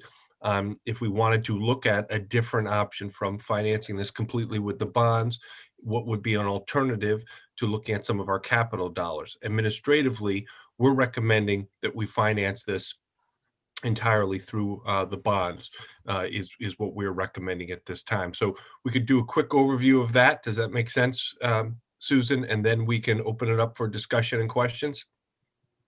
I think that's fine. I do think that we'll end up having to go back to maybe some slides before, but we have a good understanding of what it costs and why it costs what it costs. And now if Ms. Deco can and with the financing team, I can see a few of you are here. So welcome everyone. Thank you.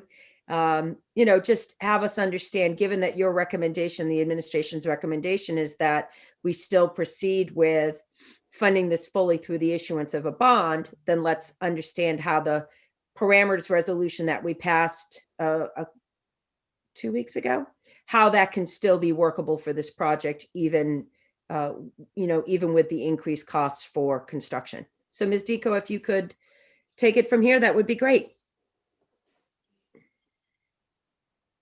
Just give me 1 second to cue this up, please. Sure.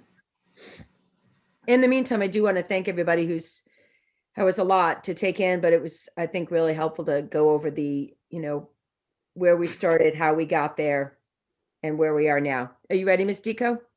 Can everyone see my screen? We cannot. Okay. Give me 1 second here.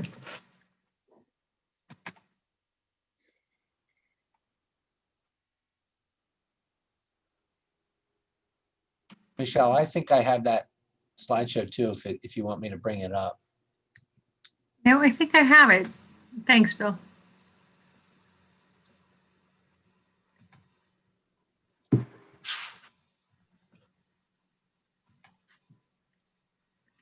Now we Okay. can see it, Michelle. Thank you. Okay. I apologize. I'm new at this Zoom stuff and I'm not as good as everyone else, but No worries. so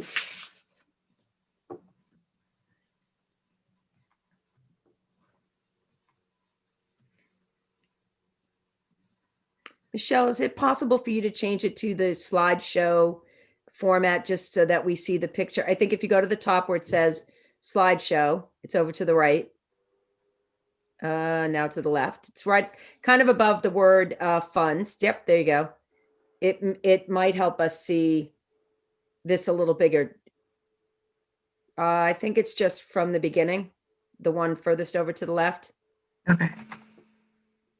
Yeah, it just makes it bigger on our screen since we're screen sharing, and then it's also being shown on YouTube. Thank you. I appreciate that. Thank you, Susan. So one of the things we wanted to talk about is some of the options we considered with funding options for this project, especially because it came in over budget, and we wanted to share with you some of the things that we considered. So when we look at the cost needed for the project, the total cost estimate came in higher than expected, but those costs include the financing fees, which are netted out of the bond issue. So what we wanted to show you is that even though the cost is higher, we don't necessarily need to borrow that much money to pay for the project. So based on the parameters resolution that we passed, we anticipate that the bond proceeds will yield $29.35 million. And the project needs only $29,345 or $29,346. So just want to express the fact that the costs for the project, the financing costs that are included in slide 1 are not an actual outlay of cash. They're netted out of the bond proceeds. So the district does not have to expend those dollars in order to pay for this project.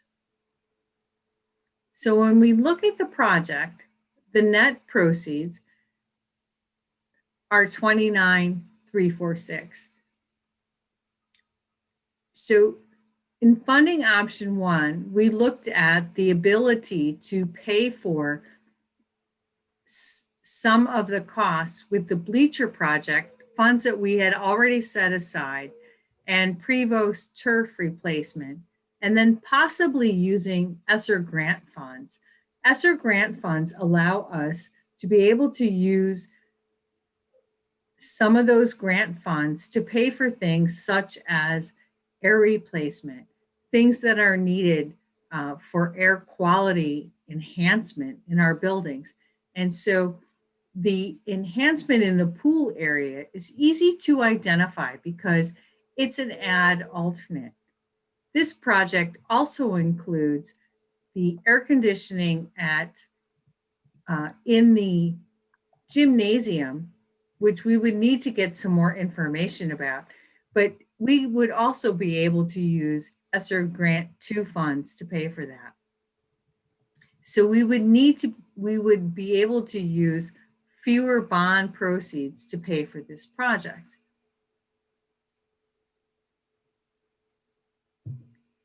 The other option that we have is to use net proceeds able to pay for the project and not issue a bond up to the maximum of the parameters resolution that we approved. It wouldn't be prudent for us to do that. We can analyze the funds that we need for the project and do the bond issue in accordance.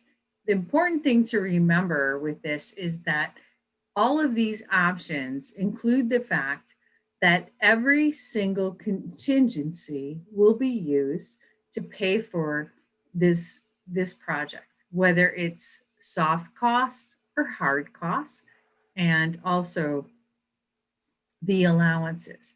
This assumes that everything will be needed to pay for this project. And Michelle, in this option, so option 2, if we go out to bond for the entire project and we don't offset this now additional cost, how much more is our predicted, debt payments? If we now, with the increase in this budget, how much additional would we be paying each year if we did float a bond for all of this? And Ken, that's a really good question. It's a one bump, and that bump is around $179,000. And then after that, it's kind of what we call baked in terms of the budget, because what happens is it's a wraparound debt. So as our debt payments are reduced, this bond will pick up. So the first year it'll be $179,000, and then it'll be level. And then as our other debt drops off, then those bond payments will increase. And Zach and our financing team, Ed and Lauren, who are with us tonight, will talk about that in much more detail. Okay, would you like us to take it from there, Michelle? Yeah, Zach, I'll stop sharing. Okay. And then I think that's a good place for you to start. All right. Hi, everybody. So as Michelle said, long time no see. As Michelle said, Lauren and Ed are also on the phone. Let me hop back into sharing.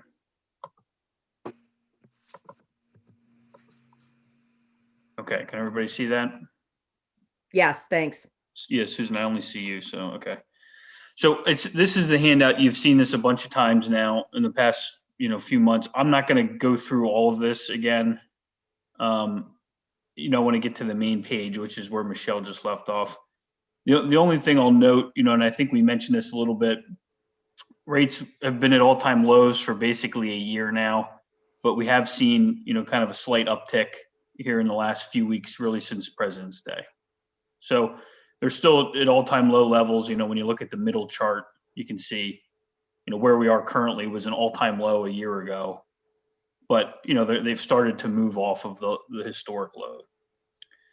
So I'm going to skip over. This is your existing debt. You know, we've kind of talked about a lot of these things. This is the similar bullet point page to what we've had.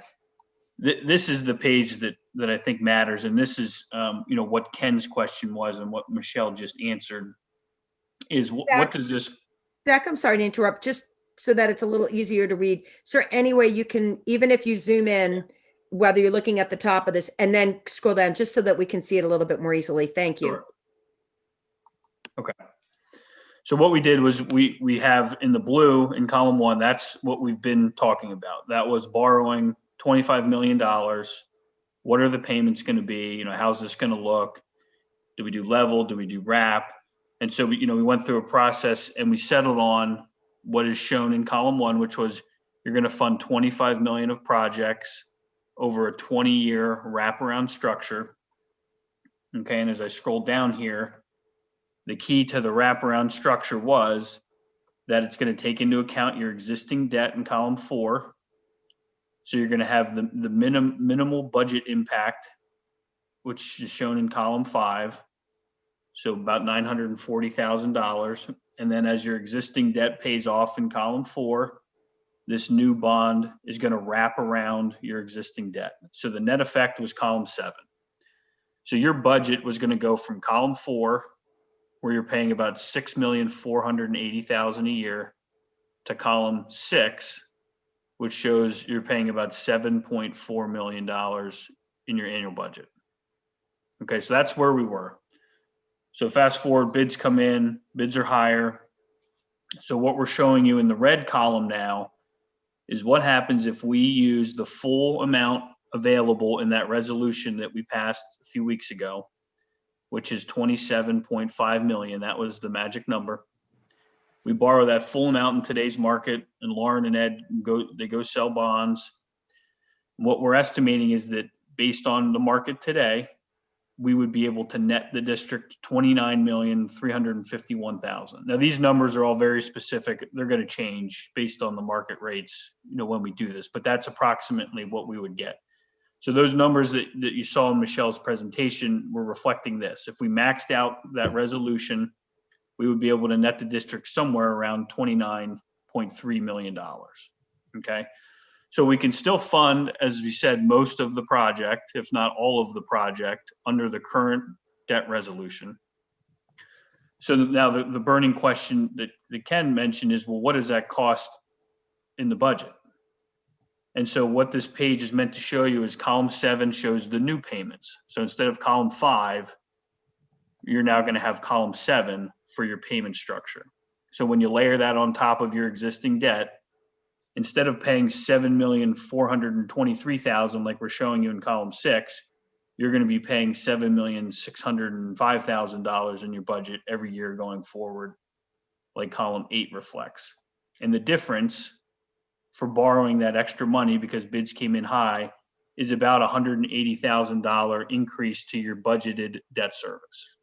So when Michelle mentioned it's a one-time increase, it's because you're going to go from $6,480,000 up to $7,604,000. And then after that, your debt is kind of what we call level funded, because it's going to, you know, you're going to have $7,604,000 in your budget. So then going forward, your payments stay the same because this is all fixed.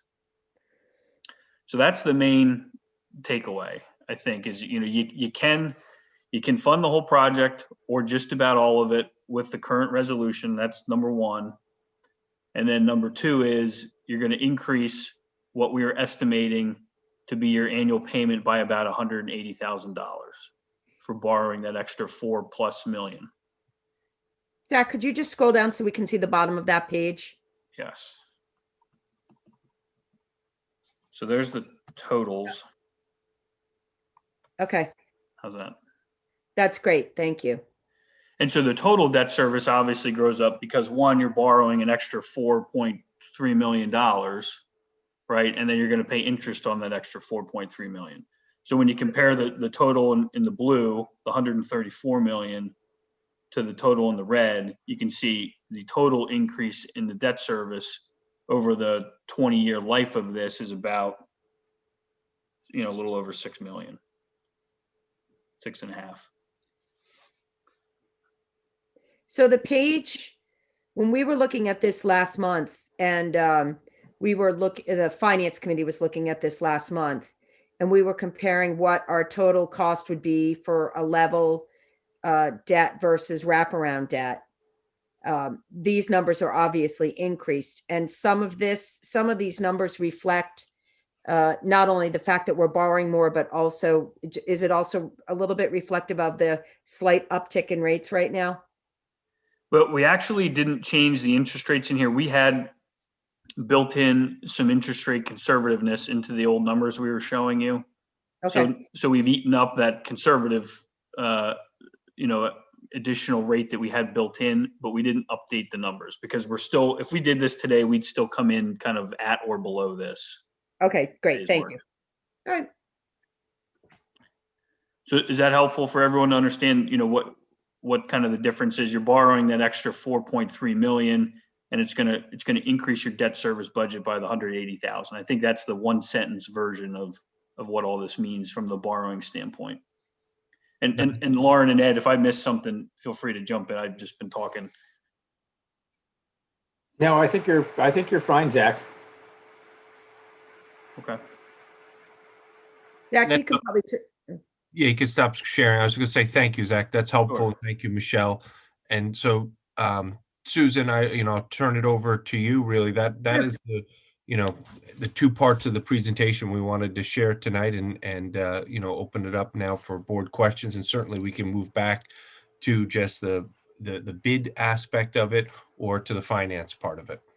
No, that's helpful. So, we've just taken in a lot of information, and I do want to open up if there's any questions for the board, and I don't know if anybody, we're all a little, whoa, that was a lot to take in all at once. What I'd like to do, I'm going to quickly have to open up a different document, but I'm going to look at the actual, technically, so the resolution that's before us, for which we have a motion and a second,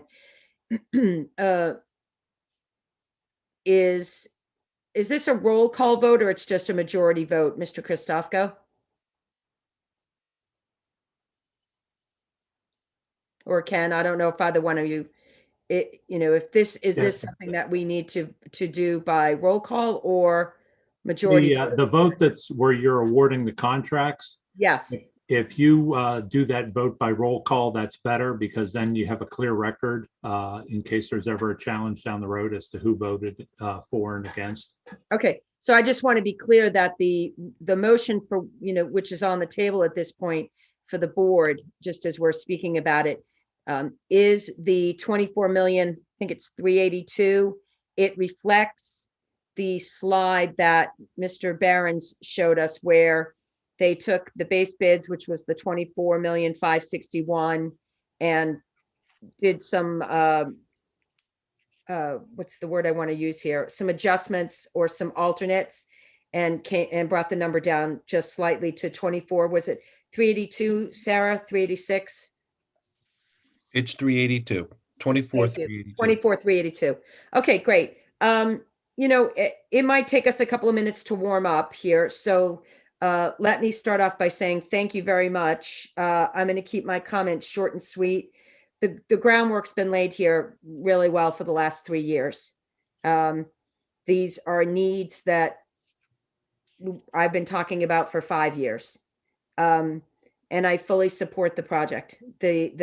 Our ADA needs have not gone away. Our needs for enhanced areas, our fitness facilities and our concession facilities and our access facilities and the bleachers, none of this has gone away. And I think it really is, I really hate that the bids came in higher. Everyone really hates that the bids came in higher, and they came in higher. That is what happened. I'm still prepared to support this.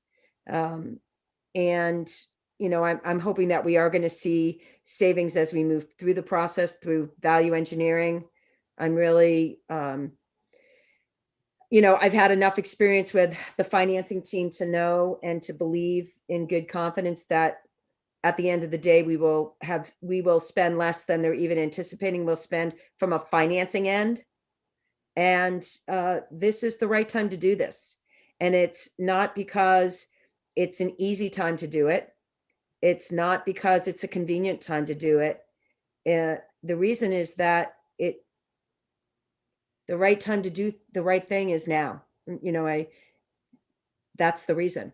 Because if we wait, things will likely go up, and we will have more time when our kids don't have the facilities they need. And one thing I've learned this year from COVID is that when our kids come back in the buildings, we need to really be prepared to meet every need they have. And these are critical needs for them. I do have a question about, I really do hate that we have to take out the brick. And I really do understand that it's an important cost savings. It's a significant cost savings. I was speaking with another board member. We were brainstorming, and I like to try to turn lemons into lemonade. I'm hoping that on that really big wall, the really tall wall that is part of the ramp that will be integral to Prevost Field, I'm really hoping there's an opportunity for our art students, and I give all credit to Ms. Dunn for suggesting the art students. I had a different idea. I like her idea better.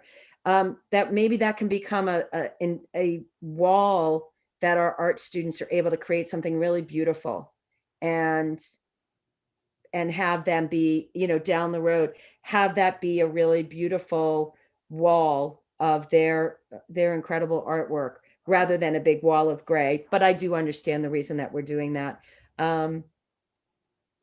We can talk about the financing later. I don't really have a lot of questions. I feel like my questions have been answered really in full over the last few years. And unfortunately, the bids have come in higher, and that just really stinks. And for me, it doesn't change that it's still an important project to do. So I'm really grateful that our administration and our financing team have found a way for it to still be manageable and workable within our budget. I don't know if anybody else has any questions around or for the project. Yes, Dr. Babson, and then Mr. Moore. I echo your sentiments, Ms. Stern, that this has been a long project or process, and most of my questions, pretty much all of them, have been answered at this point. Looking at the options, I noticed that one of the bullet points under those options was, maybe like a con against delaying was any kind of accessibility issues. And to me, that's actually at the top of the list, that those need to be addressed yesterday. And so I agree that, the time to do this is as soon as possible. But I think that it's important to underline that this board I think we've done a pretty good job of making sure that what we're doing here is fiscally prudent, and that it's a sound investment. And not being a finance expert, I've had to use my best judgment and take the advice of people who know more than I do about that. But taking it all into account, I think that we should see this as a very exciting moment for our district, and that we should sort of grasp the nettle, so to speak, despite some of the liabilities and kind of drawbacks that Ms. Stern mentioned. So I'm all for option one. Great. Mr. Moore, go ahead. I don't know anything really about construction and construction management, so I'm really relying on our team, our facilities committee, and our operations staff, the steering committee volunteers, and the construction management firm and architects we've contracted with on the technical details. On the financing end, I did have one question. I have a few comments as well, but I can wait till questions are over before I make my comments. My one question is the increase in the soft costs. So this is actually on the expense end, not on how we finance it in. So the increase in the soft costs, I understand how our contracts are structured. It's based on the size of the project. I'd like a little bit more of a sense of how much of that, a little over $300,000, I think it was, for the increase in soft costs is, actual extra work that the architects and engineers will have to do, as opposed to the benefit of the upside of the contract. That's not extra work, but it's, it's extra, money we're getting that we agreed to in that contract.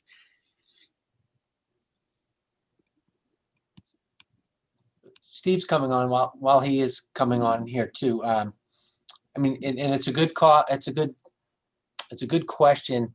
I know, Steve, you'll be able to answer a little better than I, but the cost of your liability goes up as the cost of the project goes up. I could also speak to a little bit about just the efforts that, I think you have over 7,200 hours in, architectural and mechanical hours in this to date already. And from my experience, that's you're probably on the losing end right now. So as the project, it's been a struggle maybe to get it to the level. This is a better way to put it. I'm so impressed at the level of design and detail and engineering and value engineering that we've had to date through COVID and through everything else, that it's really, I think we've gotten a value, and the additional soft costs for it, it is contractual. And again, Steve, I talk about the liability of it, but I don't think the building environment gets any easier as we go forward. Let's assume we vote and move forward with this project. It's still a really challenging project to go forward with at this moment.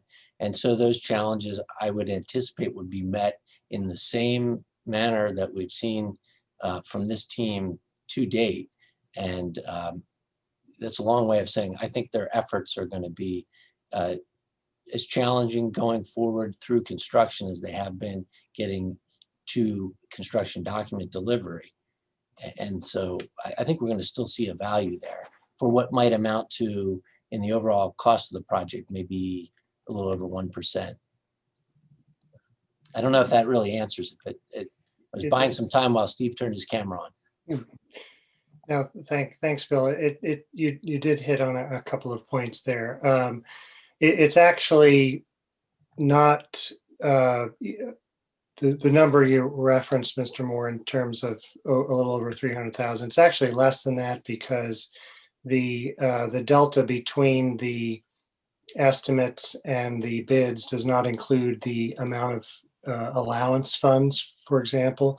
So that it's a little bit narrower than that.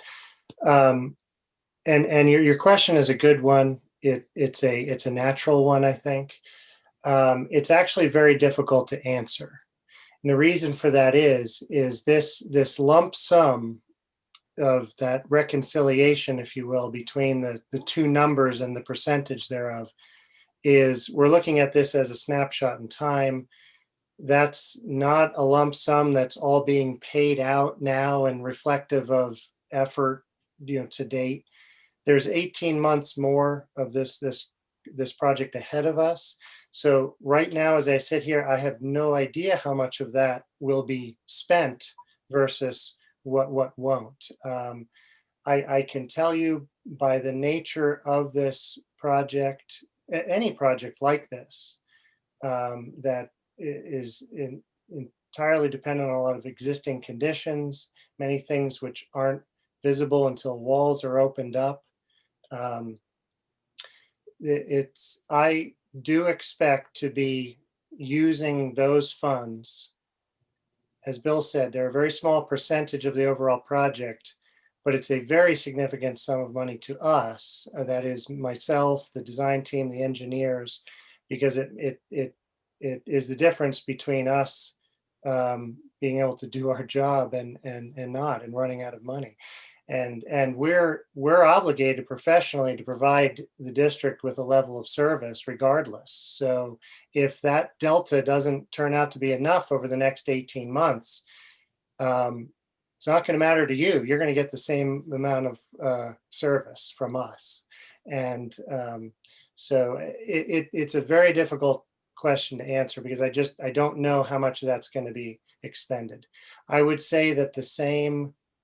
And the other thing I'll mention is that that number that you cited does not include those items that have been, the fee on those items that have been added since 90%. So those are the two factors not reflected in those two numbers. What has been added, like the emergency generator, obviously the electrical engineer had hours and hours and hours on that. So all those things are reflective of both effort as well as liability, as well as that's what we get to work with moving forward. And there's no additional opportunity to come back for more. So I hope that's an answer. But yeah, that's thankful. I mean, yes, I understand. Thank you for that. I promised one question. I do have one more. I understand the cause of the increase in cost. I watched the facilities committee meeting on the construction side, except for one thing, which was the statement that costs are higher in these bids because the project is a renovation and not a fresh construction. But isn't that something we've always known? This school was renovated in the late 90s, right after I graduated, and these issues have been latent since then. So, why was that more of a surprise in the bids? Good question. And the answer is yes, it obviously is a known issue. I can let Dan speak to this, but it's a relative relationship. So when there's projects out there to bid on and contractors are making their decision what to aggressively pursue, if there's a lot of the new ground up easy work, so to speak, that Dan was describing, it's going to affect the marketplace in the sense that contractors have more choices. And so I would say that the relative relationship or the relative effect of a new clean project versus a more difficult renovation project is a relative one in the marketplace at any given point in time. Yeah, and I would just add, I mean, the quick manifestation of that, we had another project, large project bid on the very same day, and we had twice as many bidders on it. It was a simple project. It was an easier project. It had nothing to do as much with the numbers as it had to do with the number of bidders. Thank you. I have a few comments. I'll hold those. Some more board members may have questions they need to hear answers to before they make a decision. Great. Are there any other questions? Sarah, did you want to jump in? Sure. Yeah, I had one clarification. There was a mention in the financial presentation, Mystico, of an ESSER grant, and I don't recall seeing that mentioned before. So I just wanted to understand what that funding is. And it was $93,000. Is there more? Can we file another application somewhere? So the ESSER grant, ESSER 2, we are eligible to receive just over $1.8 million worth of funding. And that ESSER grant includes specific things. And one of those things is improving air quality and air filtration in the building. The ad alternate for the pool filtration falls into that category. And that's easy because it's an ad alternate.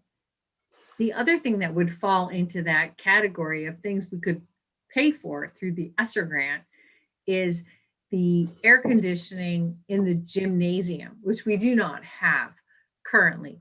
But we would have to get additional information from the contractor, the GC, as to how much that would be eligible for. We're not recommending that right now because we think those funds are better spent elsewhere. But that's definitely something we looked at. And decided that probably wasn't a good use of those funds, because we can use those dollars for other things to benefit all students district-wide, as opposed to putting those funds into the high school project itself. So is the ESSER grant, is this a COVID-related grant? Is that why there's the focus on the air filtration? Yeah, it's Okay. the elementary and secondary school emergency relief fund. So Thank you. those are the dollars that we've received, and they just happen to be fit for, some of it could be for air. So that's how we were thinking that component. We're not recommending it. We're still going to use those full amount of those dollars and those grants. We've had a ton of expenses, which we've talked Okay. about this year with COVID, and we'll still use those grants. Sure. Yeah, another way to put it, Ms. Dunn, just was we had a finance planning meeting where the planning committee meeting where this came up. The money from ESSER is use it or lose it, but this isn't the only thing we can use it on. We can use it on all of the other great number of extra COVID expenses we've had. Got it. But if we for some reason got to the point where we are going to lose it, we can use it for this. Can I just one other point to clarify, because I think Ms. Deco, you mentioned the air conditioning for the gym separately. The air conditioning for the gym is included in the project. The issue was that there's not a specific pricing for it if you were going to use grant money, right? So it's not as if it's something we'd be adding. It's already there, is my understanding. Sarah, that's correct. So that I think the number you saw, that 93,000, I think it was, that's the net ad alternate for the source capture system at the natatorium. But yes, the air conditioning for the gymnasium is baked in, so it would have to be specifically identified. Exactly. Okay, I got it. Thank you. No, those were my only questions. I really appreciate. It was a lot to take in, but it was very good information this evening. So thank you to all the presenters. Do we have any other questions? Just looking through. Okay. I just have a question. We have options on the construction bid, and then we have options on the funding. Are we talking about this whole, because somebody said, I'm in favor of option one. Are you talking about the funding or the construction? Are we talking about the thing together here? No. Excellent question, Lydia. Thank you. I was going to clarify that a little later. The resolution is to accept the bids alone. We can talk about the after the vote on the actual resolution for awarding the bids.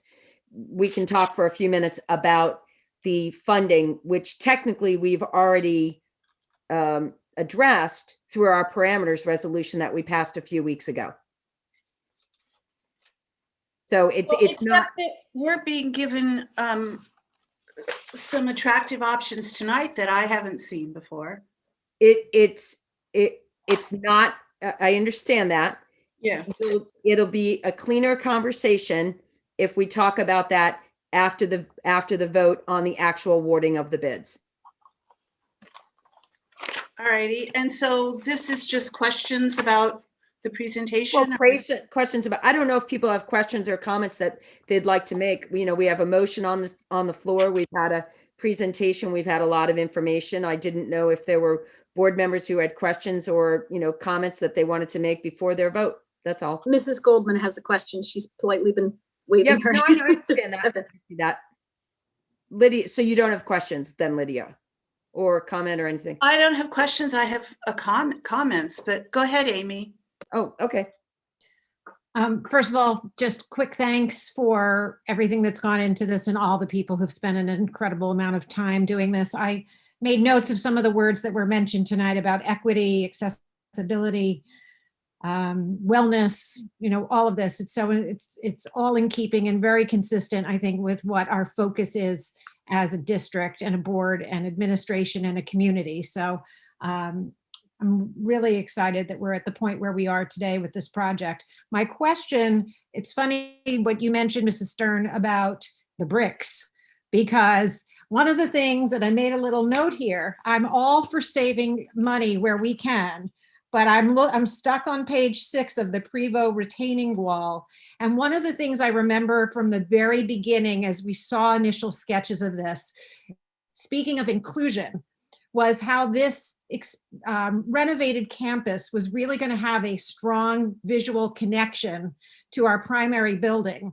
And, I know that it's just a computer generated graphic, but I just feel like a little loss in terms of the inclusion when I look at, in particular, the top slides on page 6, where it's as you round a corner of the track. I don't know they're retaining walls.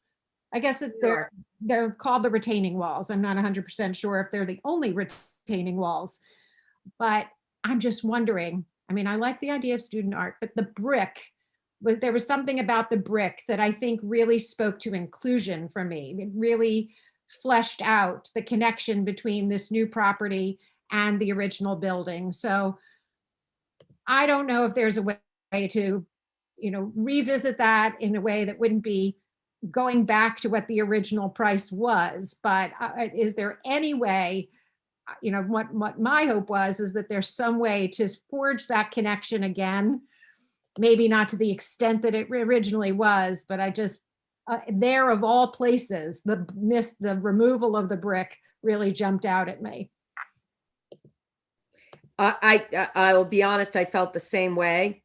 Amy, it's 1.6% of the cost of the project. That was where the brainstorming came in with Ms. Dunn. It was a big chunk of money. It's 300. That's sort of the all or nothing. Is there something even a fraction in between?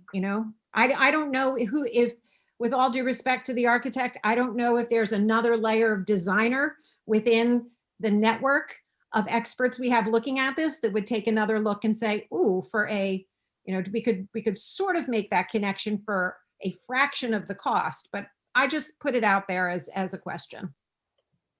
One thing to piggyback on that, Amy, and someone perhaps correct me if I'm wrong, but I think that the brick still exists on the field house and other areas, like at the entry by the circle on the other side of the field. So some of those elements are still going to be maintained in certain areas. It was just that highlighted strip that was shown in the presentation of the retaining wall that did not have the brick. And that's a good point, because maybe when you see the entire thing put together, it doesn't stick out as much as it does when you see it isolated on this slide. So it's anchored maybe at the field house and other places, and you don't miss it as much. It just jumped out at me presented this way as something that really I thought forged a nice connection between our primary building and this new space. Mr. Behrens, I don't know, maybe if you wanted to weigh in on this. I know we had talked about, as part of the value engineering, even potentially getting an alternate on what would it cost to remove the extra brick in the other places as a cost saving, so the concrete is consistent. From your design standpoint, would it make more sense to take that brick facing we've got and put it on that big retaining wall? Or, I assume you drew the alternates the way you did for a reason from an aesthetic standpoint.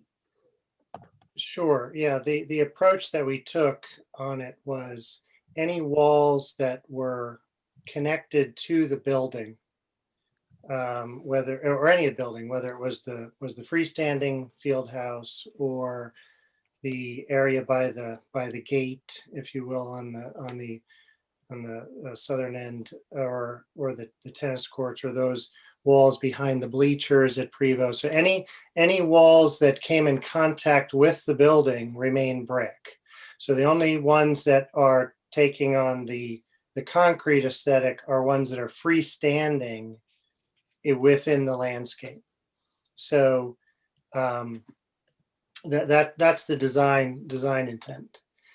With respect to flexibility moving forward, if we were to look at other options, then we would explore them with the contractors, and we could certainly seek some negotiation on some of those points. The other aspect is, in technical terms, it is a change to the wall section. So again, within the length of one wall, alternating between the brick or the concrete is a little more difficult. So that's, again, to try to maximize the savings. And the value was we did it continuously along those freestanding walls. So I hope that helps in certain terms of the design intent. From the standpoint of art options, is there any reason this rubbed concrete couldn't be for the large wall around the curve of the track? Is there any reason you can think of that couldn't be used for student art or some other kind of spirit wall if that was something the district decided to pursue?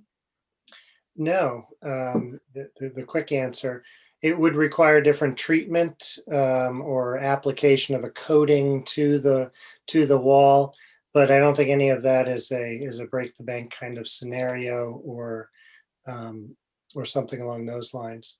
It would, if it's an applied thing, it would have to be maintained over time. It would degrade and maybe have to be reapplied. It is, after all, outside and subject to the elements. But whether it is a mural or perhaps some other applied element, we know there's going to be a lot of talk moving forward, conversation and some curation with respect to the displays and the Spirit Gallery itself and some of the things we're talking about elsewhere in the project. So this could be added to that overall conversation. Steve, would you be able to share your screen to show just that picture, the presentation that shows the ramps and shows the four, show perfect. That one's just perfect. And you can flip between.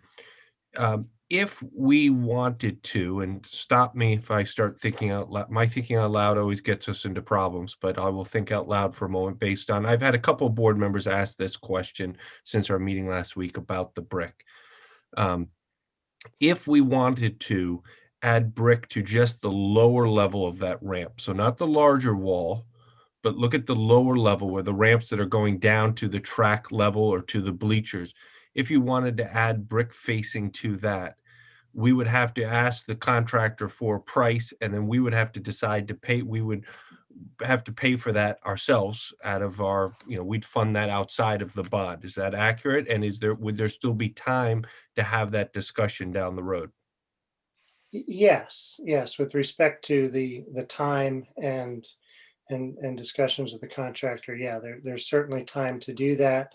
Again, a solution like that where you are picking one of the walls, and if you think about it, the surface area of just that portion in the scheme of all of the walls that we had priced is probably a relatively small proportion. We have contractor on record with sort of a baseline square footage cost there.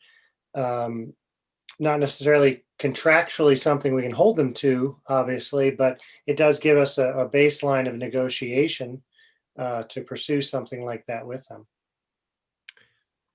So and you don't have to continue sharing. I just know that this has been a question that's something that we could consider if this brick question, and to Amy's point, is there some way between the all or nothing? That's something in between we could look at, but that would be something that we would have to make a decision. Then we would be, want to pay for that that change. And I can maybe I recommend that, since it has come up from several members, and we have to go into value engineering if we go forward with this project relatively quickly, that could be part of that value engineering discussion. And as we have our next steering committee meeting, we could potentially kick around a couple of ideas. So Ken, that idea that you just had, we could probably have a discussion with a contractor without having to go back to engineering to change the drawings quite yet, and almost like a schematic kind of discussion about it to see if the value is there. And then when you brought that picture up, Steve, maybe it's just brick face on the overlook at the center, and maybe a little column or something at the side wall where it's tall. There might be some solutions there. At the same time, the contractors may come back to us and say, well, because I have to stop and start, because we have to redesign, and Steve, you mentioned it before, you start to lose some of the economy of scale there. So I don't know that we would, we'd be able to do it for a very little bit, but it would be funds that would have to come from somewhere else if everything was approved as is tonight. But it sounds like it's worth having that discussion, and so I've got a note that we'll put it on our agenda. I'm crystal clear because I went through the project with the addition at Wayne and the addition at Ithan, and even the driveway parking lot that we did at the high school a few years ago, that we will have change orders at throughout this project. And so, as my mother used to say, I'm going to think about that another day. But it is, I mean, apparently several of us have been thinking about it, and, we'll see how that all works out, down the road. The other thing you mentioned, coating it or something, I was also thinking about durability. How does something hold up over time? And what does red brick look like? Does it hold on to its good look longer than, say, concrete does?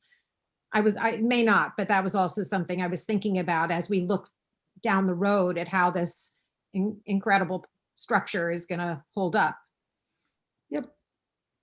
All right. I don't know if we have other questions or comments. I'm happy to just kind of open the floor. Lydia, you said you wanted to make some comments. Go ahead. Well, I was waiting to hear what other people said. So I think everyone knows that I've been reluctant about this project. And I want to be crystal clear that there are aspects of this that are long overdue and that I heartily support. And they are the ADA compliance pieces for sure, the bleacher safety and some other safety things that have been identified.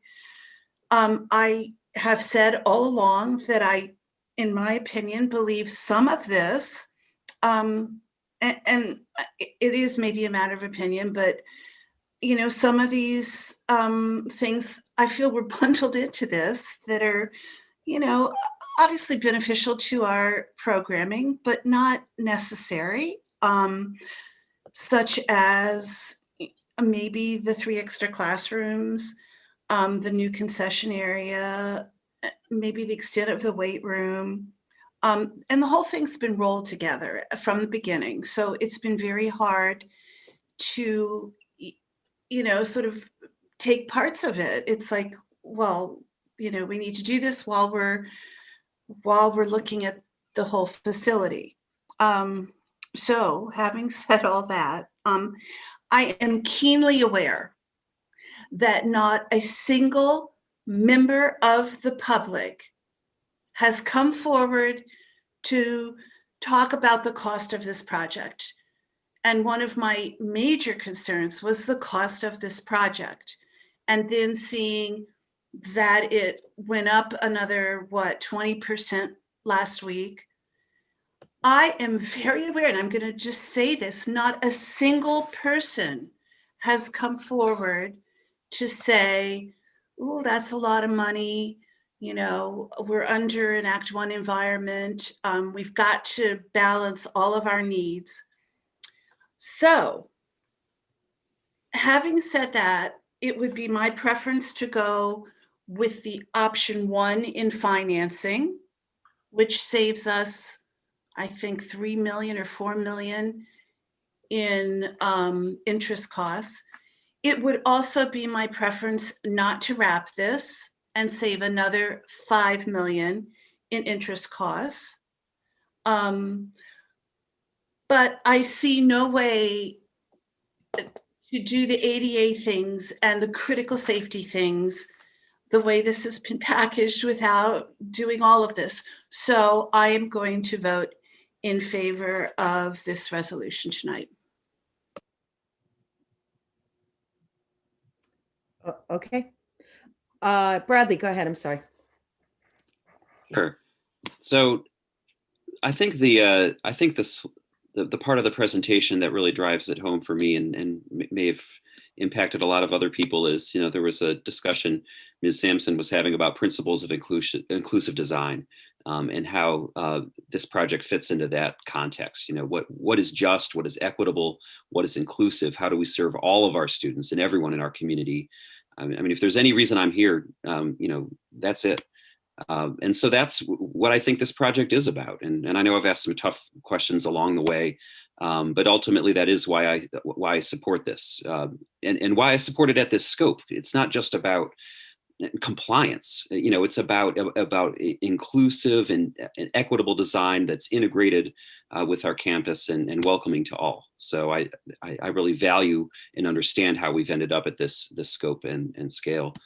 Then the other critical question is timing. Why now? We have faced incredible challenges with COVID. Why not take a break and do this later? Why is the administration asking this board approve this now instead of asking us to wait because of everything we've had to face because of COVID? For me, I think the critical things are, number one, we have to take a long-term view. There is a lot about how acting now is fiscally responsible because of the impact it'll have down the road, problems that aren't going to go away if we don't act now.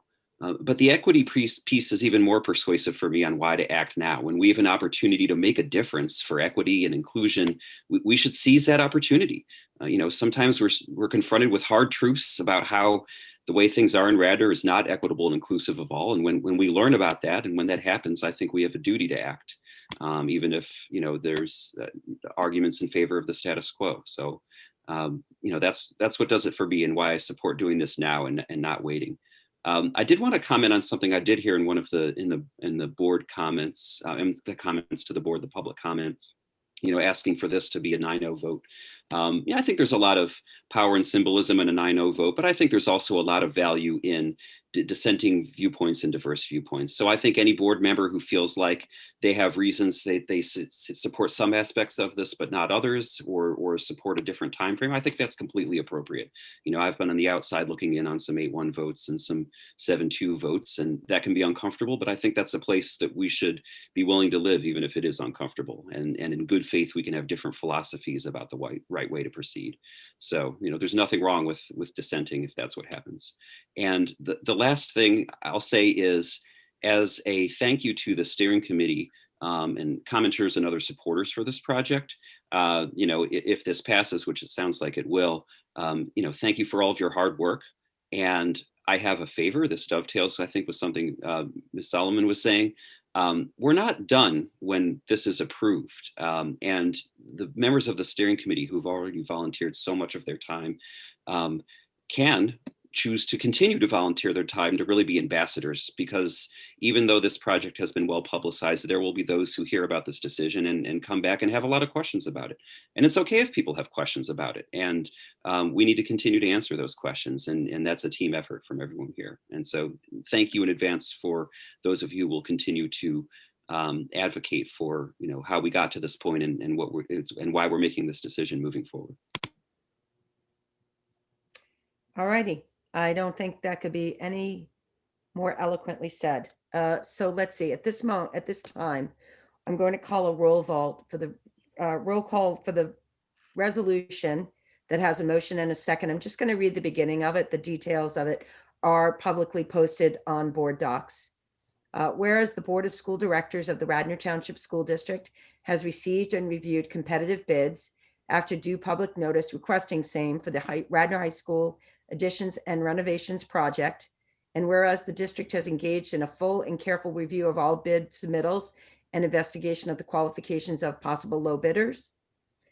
Whereas the board desires to proceed expeditiously with the awarding of the bids and contracts and commencement of construction activities with respect to the project so as to ensure the timely and successful completion of the bid. Now, therefore, be it resolved as follows, and the bids are awarded the following contracts as outlined on our resolution, and they will be duly adopted tonight. So in a roll call vote, Dr. Babson, the resolution, the total of the bid being $24,382,000 for the construction. Dr. Babson. Wait, can I just ask a question? Why are the soft costs not in the resolution? Because this is an awarding of the construction bids. The soft costs will be other bills that will be, that we'll get and we'll pay. Dr. Babson. Okay. Ms. Duffy. Yes. Ms. Dunn. Yes.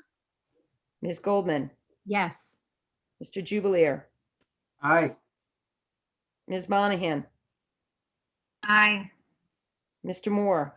Yes. Ms. Solomon, Yes. and Ms. Stern is also yes. The resolution passes unanimously, 9-0. Thank you very much, everyone. Thank you to the team. We look forward to an April 12th shovel in the ground. Woohoo! Thank you all very much. This is an exciting, this is exciting. This is, thank you, Katie. Thank you, everybody. This is an exciting night for everybody. This is going to be a good thing for our district. All righty. Now to the question at hand. It's not officially on the agenda, Mr. Batchelor and Mr. Christoph Goid. Welcome. There you go, Mr. Henkel. Thank He you. got his 9-0. Thank you. Yes. Thank you all. All righty. So Mr. Christofko and Mr. Batchelor, it's not officially on our agenda as an agenda item, but we did have a conversation about, understanding that at the end of the day, our parameters resolution, which we passed a few weeks ago, does provide for, the financing team believes it will provide for sufficient funds to fully fund the project. However, we also discussed possible other ways in which to fund this, a combination basically of savings and or the issuance of a bond. The administration is making a recommendation, making a recommendation that we fund it solely through the issuance of a bond. So what's the direction that you need tonight from us as it relates to this part of the project? We really, at the direction right now, because of our previous vote, this project and our previous vote on the parameters resolution puts us in a place where we can move forward with that financing. We did not put on the agenda here a discussion item. We probably should have now. I mean, we were trying to put it all into this one discussion, but it's really separate. So I think if there wants to be a discussion about, we don't need a change. The administration is not recommending a change. The administration is recommending that we fund it completely with the existing parameters resolution that we have. If somebody would want to make a change from that, there would have to be a motion to do that, to make some type of change from that. Now, before somebody would want to make a motion, I did hear the board member just said, can we just at least talk about that? If we'd want to talk about it, we have a very quick consent agenda. Mike Christofko, I'll let you weigh in, but my suggestion would be we quickly do the consent agenda, which I think will just take a moment. And then we could jump to new business, and there could be just a discussion under new business about that. Mike, does that make sense to you from a procedural standpoint? Yeah, I think that's a good way to handle it procedurally. Great. Okay, so that's what I think we'll do. So we'll move on to our consent agenda. And although board action is required, it is generally unnecessary to hold discussion on these items. With the consent of all board members, they are therefore grouped and approval is given in one motion. In the event a board member wants to discuss any item, the board president will move it to an appropriate place on the agenda. So at this time, I would entertain a motion to accept the consent agenda item 7.1. I'll take a motion in a second. A motion from Mr. Jubileer and a second from Ms. Goldman. All those in favor? Lydia, we're doing the What are we consent. voting on? I don't have an agenda in front of me. Oh, the consent agenda. There's one personnel action item on it. Okay, All thank those you. in favor of the consent agenda, item 7.1. Dr. Babson?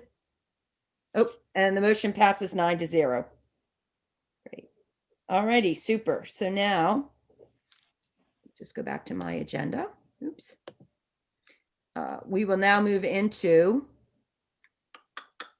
We're now at new business. new business. Great. So as an item of new business, Michelle, I don't know if it's possible, or Ms. Deco or Mr. Dolan, for somebody to pull up the two options that we discussed, just as a point of reference.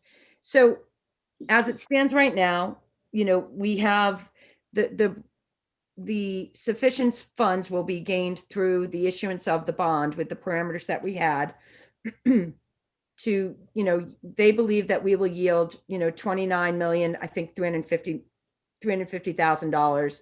What we need for the full project is the 29,346,000. Lydia, to answer your question, this 29,346 I don't know that this is the right page, but it represents both the construction costs that were just passed in the parameters resolution, in the bid resolution, as well as the soft costs. No, right, but they had an option on here.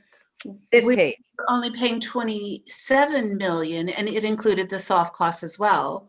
And we were using, fund balance basically. Correct. So, okay. Yeah. There it is. Yeah, and so this option was created as the bids came in 18% higher. And as we took the time to look at options and to de-scope and understand that those bids were the market value, the other piece that started happening behind the scenes, there were several tracks going forward at the same time, was another one was to look at how else could we possibly fund this as well. And so this was taking into account, based on some questions we had received from board members or different comments through facilities, presentation, is there is money that we had set aside, and we talked about the beginning of the presentation. There is money that we had set aside knowing that we're going to have to replace our bleachers. So this option was an option of, instead of floating a bond for all of it, would we want to pull from those capital dollars we have saved for the bleachers, so that we wouldn't have to potentially increase how that bond issuance as high. Once we looked at this and took the time and realized first that our current parameters resolution does suffice what we need, and also looking at what is going on district, with we're undertaking now a capital facilities review, and we're looking at what our needs are for the next 10, 20 and beyond years as a school district. And as we're putting together this comprehensive plan, though we have $1.4 million that we felt we could use towards the bleacher, we also know about a lot of roof issues. We know of a lot of, now through this facilities study that is taking into account for our entire building, we see a lot of expenses coming down the road for our facilities that we're going to be discussing as part of this feasibility study of our entire district buildings. So we would administratively at this point recommend, even though this is an option, we would recommend that we not take this option at this point, that we instead, for this project, we instead float it through the bonds, through the issuance of the bonds, and that these dollars are dollars that we can spend on some of the other feasibility study things that we've identified down the road that are going to be capital expenses for us. The ESSER grant, again, is something that we will spend. It's not that we need to spend it here. We've had significant expenses as to cope with COVID, and we'll use those dollars in another way as well. So I hope that helps with the summary, but we wanted to present an option, and certainly if the board wants to discuss this option, we can look at this option. So this is Mrs. Dunn. Following up on Mrs. Solomon's questions, I'm trying to understand, and I think this is the conversation we had about $180,000. So if we were to use this $2 million from our capital fund, the savings each year would be $180,000. Maybe explain it that way. Like, what are we, because this is a $2 million, not even a $2 million contribution. What's it going to cost us if we don't use this money over, and obviously only in the bond, it could cost us a lot more for other reasons, but if we don't borrow this money, what do we save in terms of interest payments over the life of the bonds? Well, that's a big question. Zach, there you go. Can I simplify it, Zach? What's the bond repayment on this $2 million portion of the bond? I don't know that. I don't know that math off the top of my head. Ed and Lauren are very smart. They may know more than I do. I mean, it's over 20 years, so it might add up to $1 million. Something like that. Zach, Zach, it's too hard to do in your head, because if it was level, you'd just say 72,000 per million, as a basic rule. But since you can't really do that because of the wraparound nature, I don't know what it would be up front. Like $2 million would be, what are we talking about here? 4.3 million. So what's half of that? Right, the increase for the total increase was 4.3 million. we're talking about 2 million here. So just about 45% of the increase, and the increase was 180,000. Somewhere around, that's kind of the math, 40% or 45% of 180. So maybe okay. So the alternative way to look at this is if we save this money. So if we don't spend it now, we keep this $2 million in our capital fund, and the rates, the borrowing rates go up in the next few years to what we saw more commonly in past years.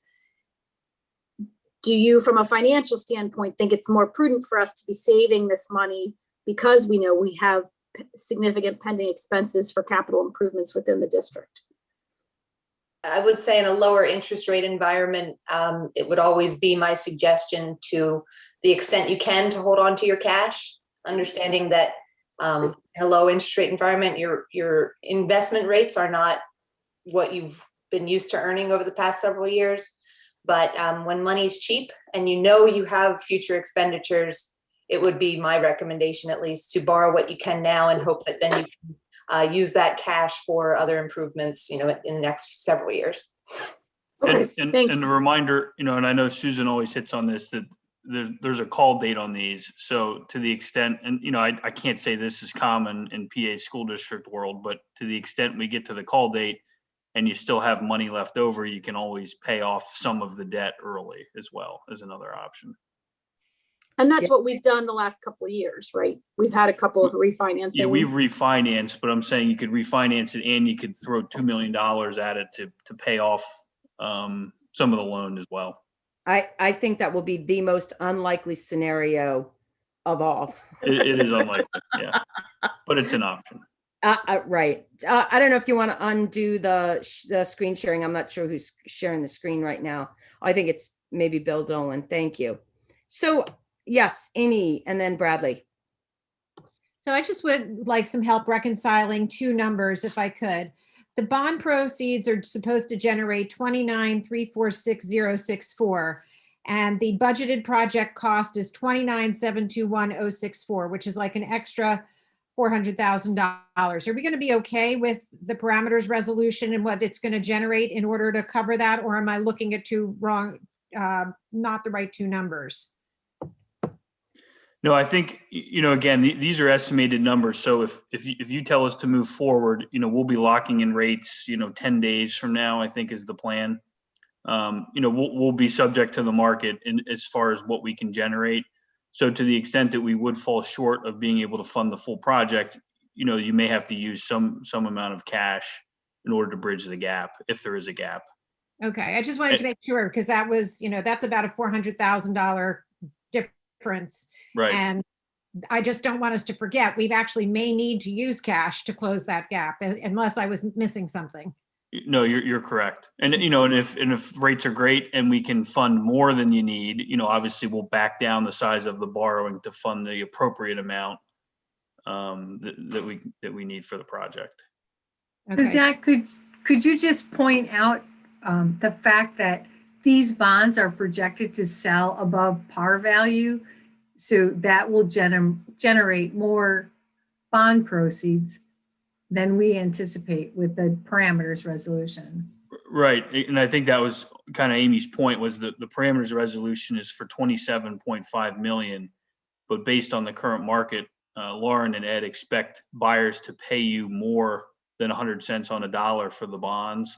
So it's actually the 27.5 is actually going to get the district the 29.3 million for the project. Sure, but Amy's point was that the project with all the soft costs is estimated to be about 29.7.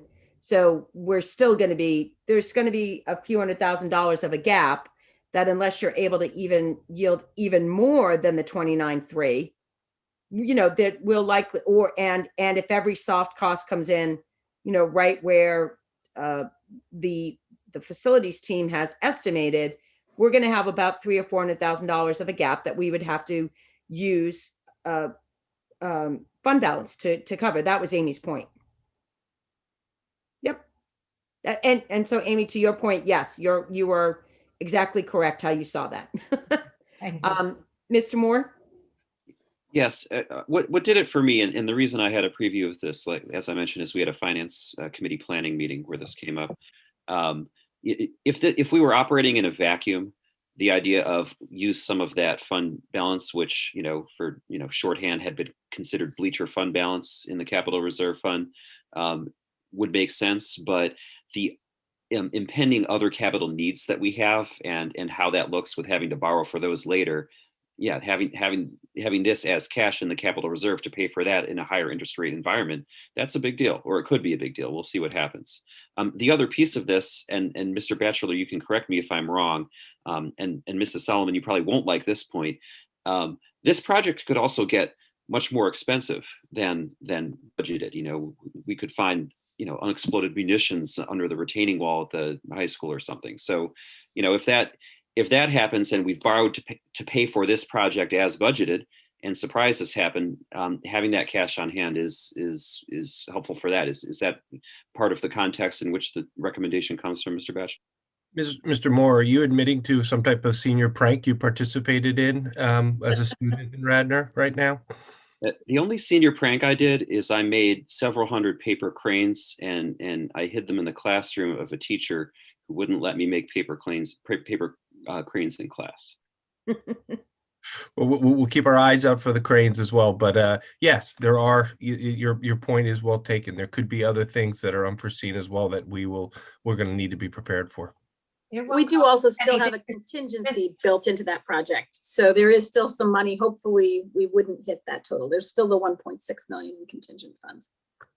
And just going back to, we also, one of the public comments was, how do we now manage this project moving forward? And that's why we have a construction management firm in Fidavia and an entire team that now, has been involved with us from the beginning, and now will continue to be involved with us to make sure that, we don't want to see those increases. Now, yes, projects have change orders, we understand, and there's things, but we also have a construction management team that is fighting for our interests, and will be fighting hard for our interests moving forward.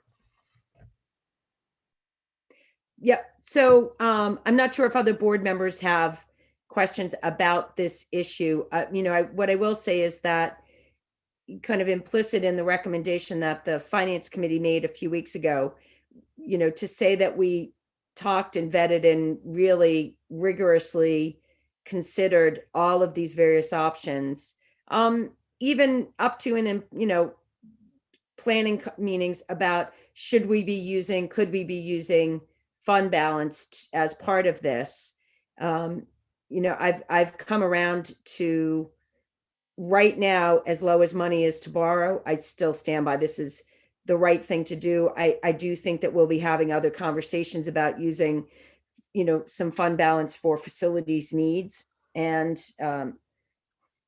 so it's not that money is going to sit unused. It's just, this is an opportunity to borrow at the lowest possible rate. And, arguably 3 weeks ago was the lowest possible rate, but this is the next lowest possible rate. And so I appreciate the conversation, Lydia. I mean, I wouldn't support that right now, but I really do appreciate and acknowledge, and I've been thinking that very same way for months and have voiced it many times. But, right now, particularly serving on the feasibility study, I do think there's no shortage of facilities capital needs in our district right now. Alrighty, so if that's, I don't see anybody jumping in with a motion to give any different direction. So I think that our parameters resolution from a few weeks stands, and the financing team has the authority they need. Ms. Deco has the authority she needs, and they'll continue to do their work to yield us as much out on the bond market as they can possibly yield, correct? So, yeah, okay, so let's just say that one more time. So we'll work with Michelle to get the final number that we want to fund through the borrowing, and we'll do our best to either fund as much as we can or to fund that exact amount if rates are strong enough that we can fund the exact amount. Yep, great. Okay, great. All right. Super. Is there any other new business? All righty. I do know that, let's see, we have a couple of board announcements. We have some upcoming meetings. Next Tuesday, beginning at 5 p.m., we have our curriculum committee meeting. At 6:30, we have a facilities committee meeting. Those will both be virtual. And then Tuesday, March 23rd, we'll have our regular business meeting at 7 p.m. And that will also be a virtual meeting. And so at this time, I would entertain a motion and a second to adjourn. So moved. We have a motion from Mr. Moore and a second from Ms. Dunn. And all those in favor? All righty. Good night, everyone. Thank you all so much. We are adjourned. Right.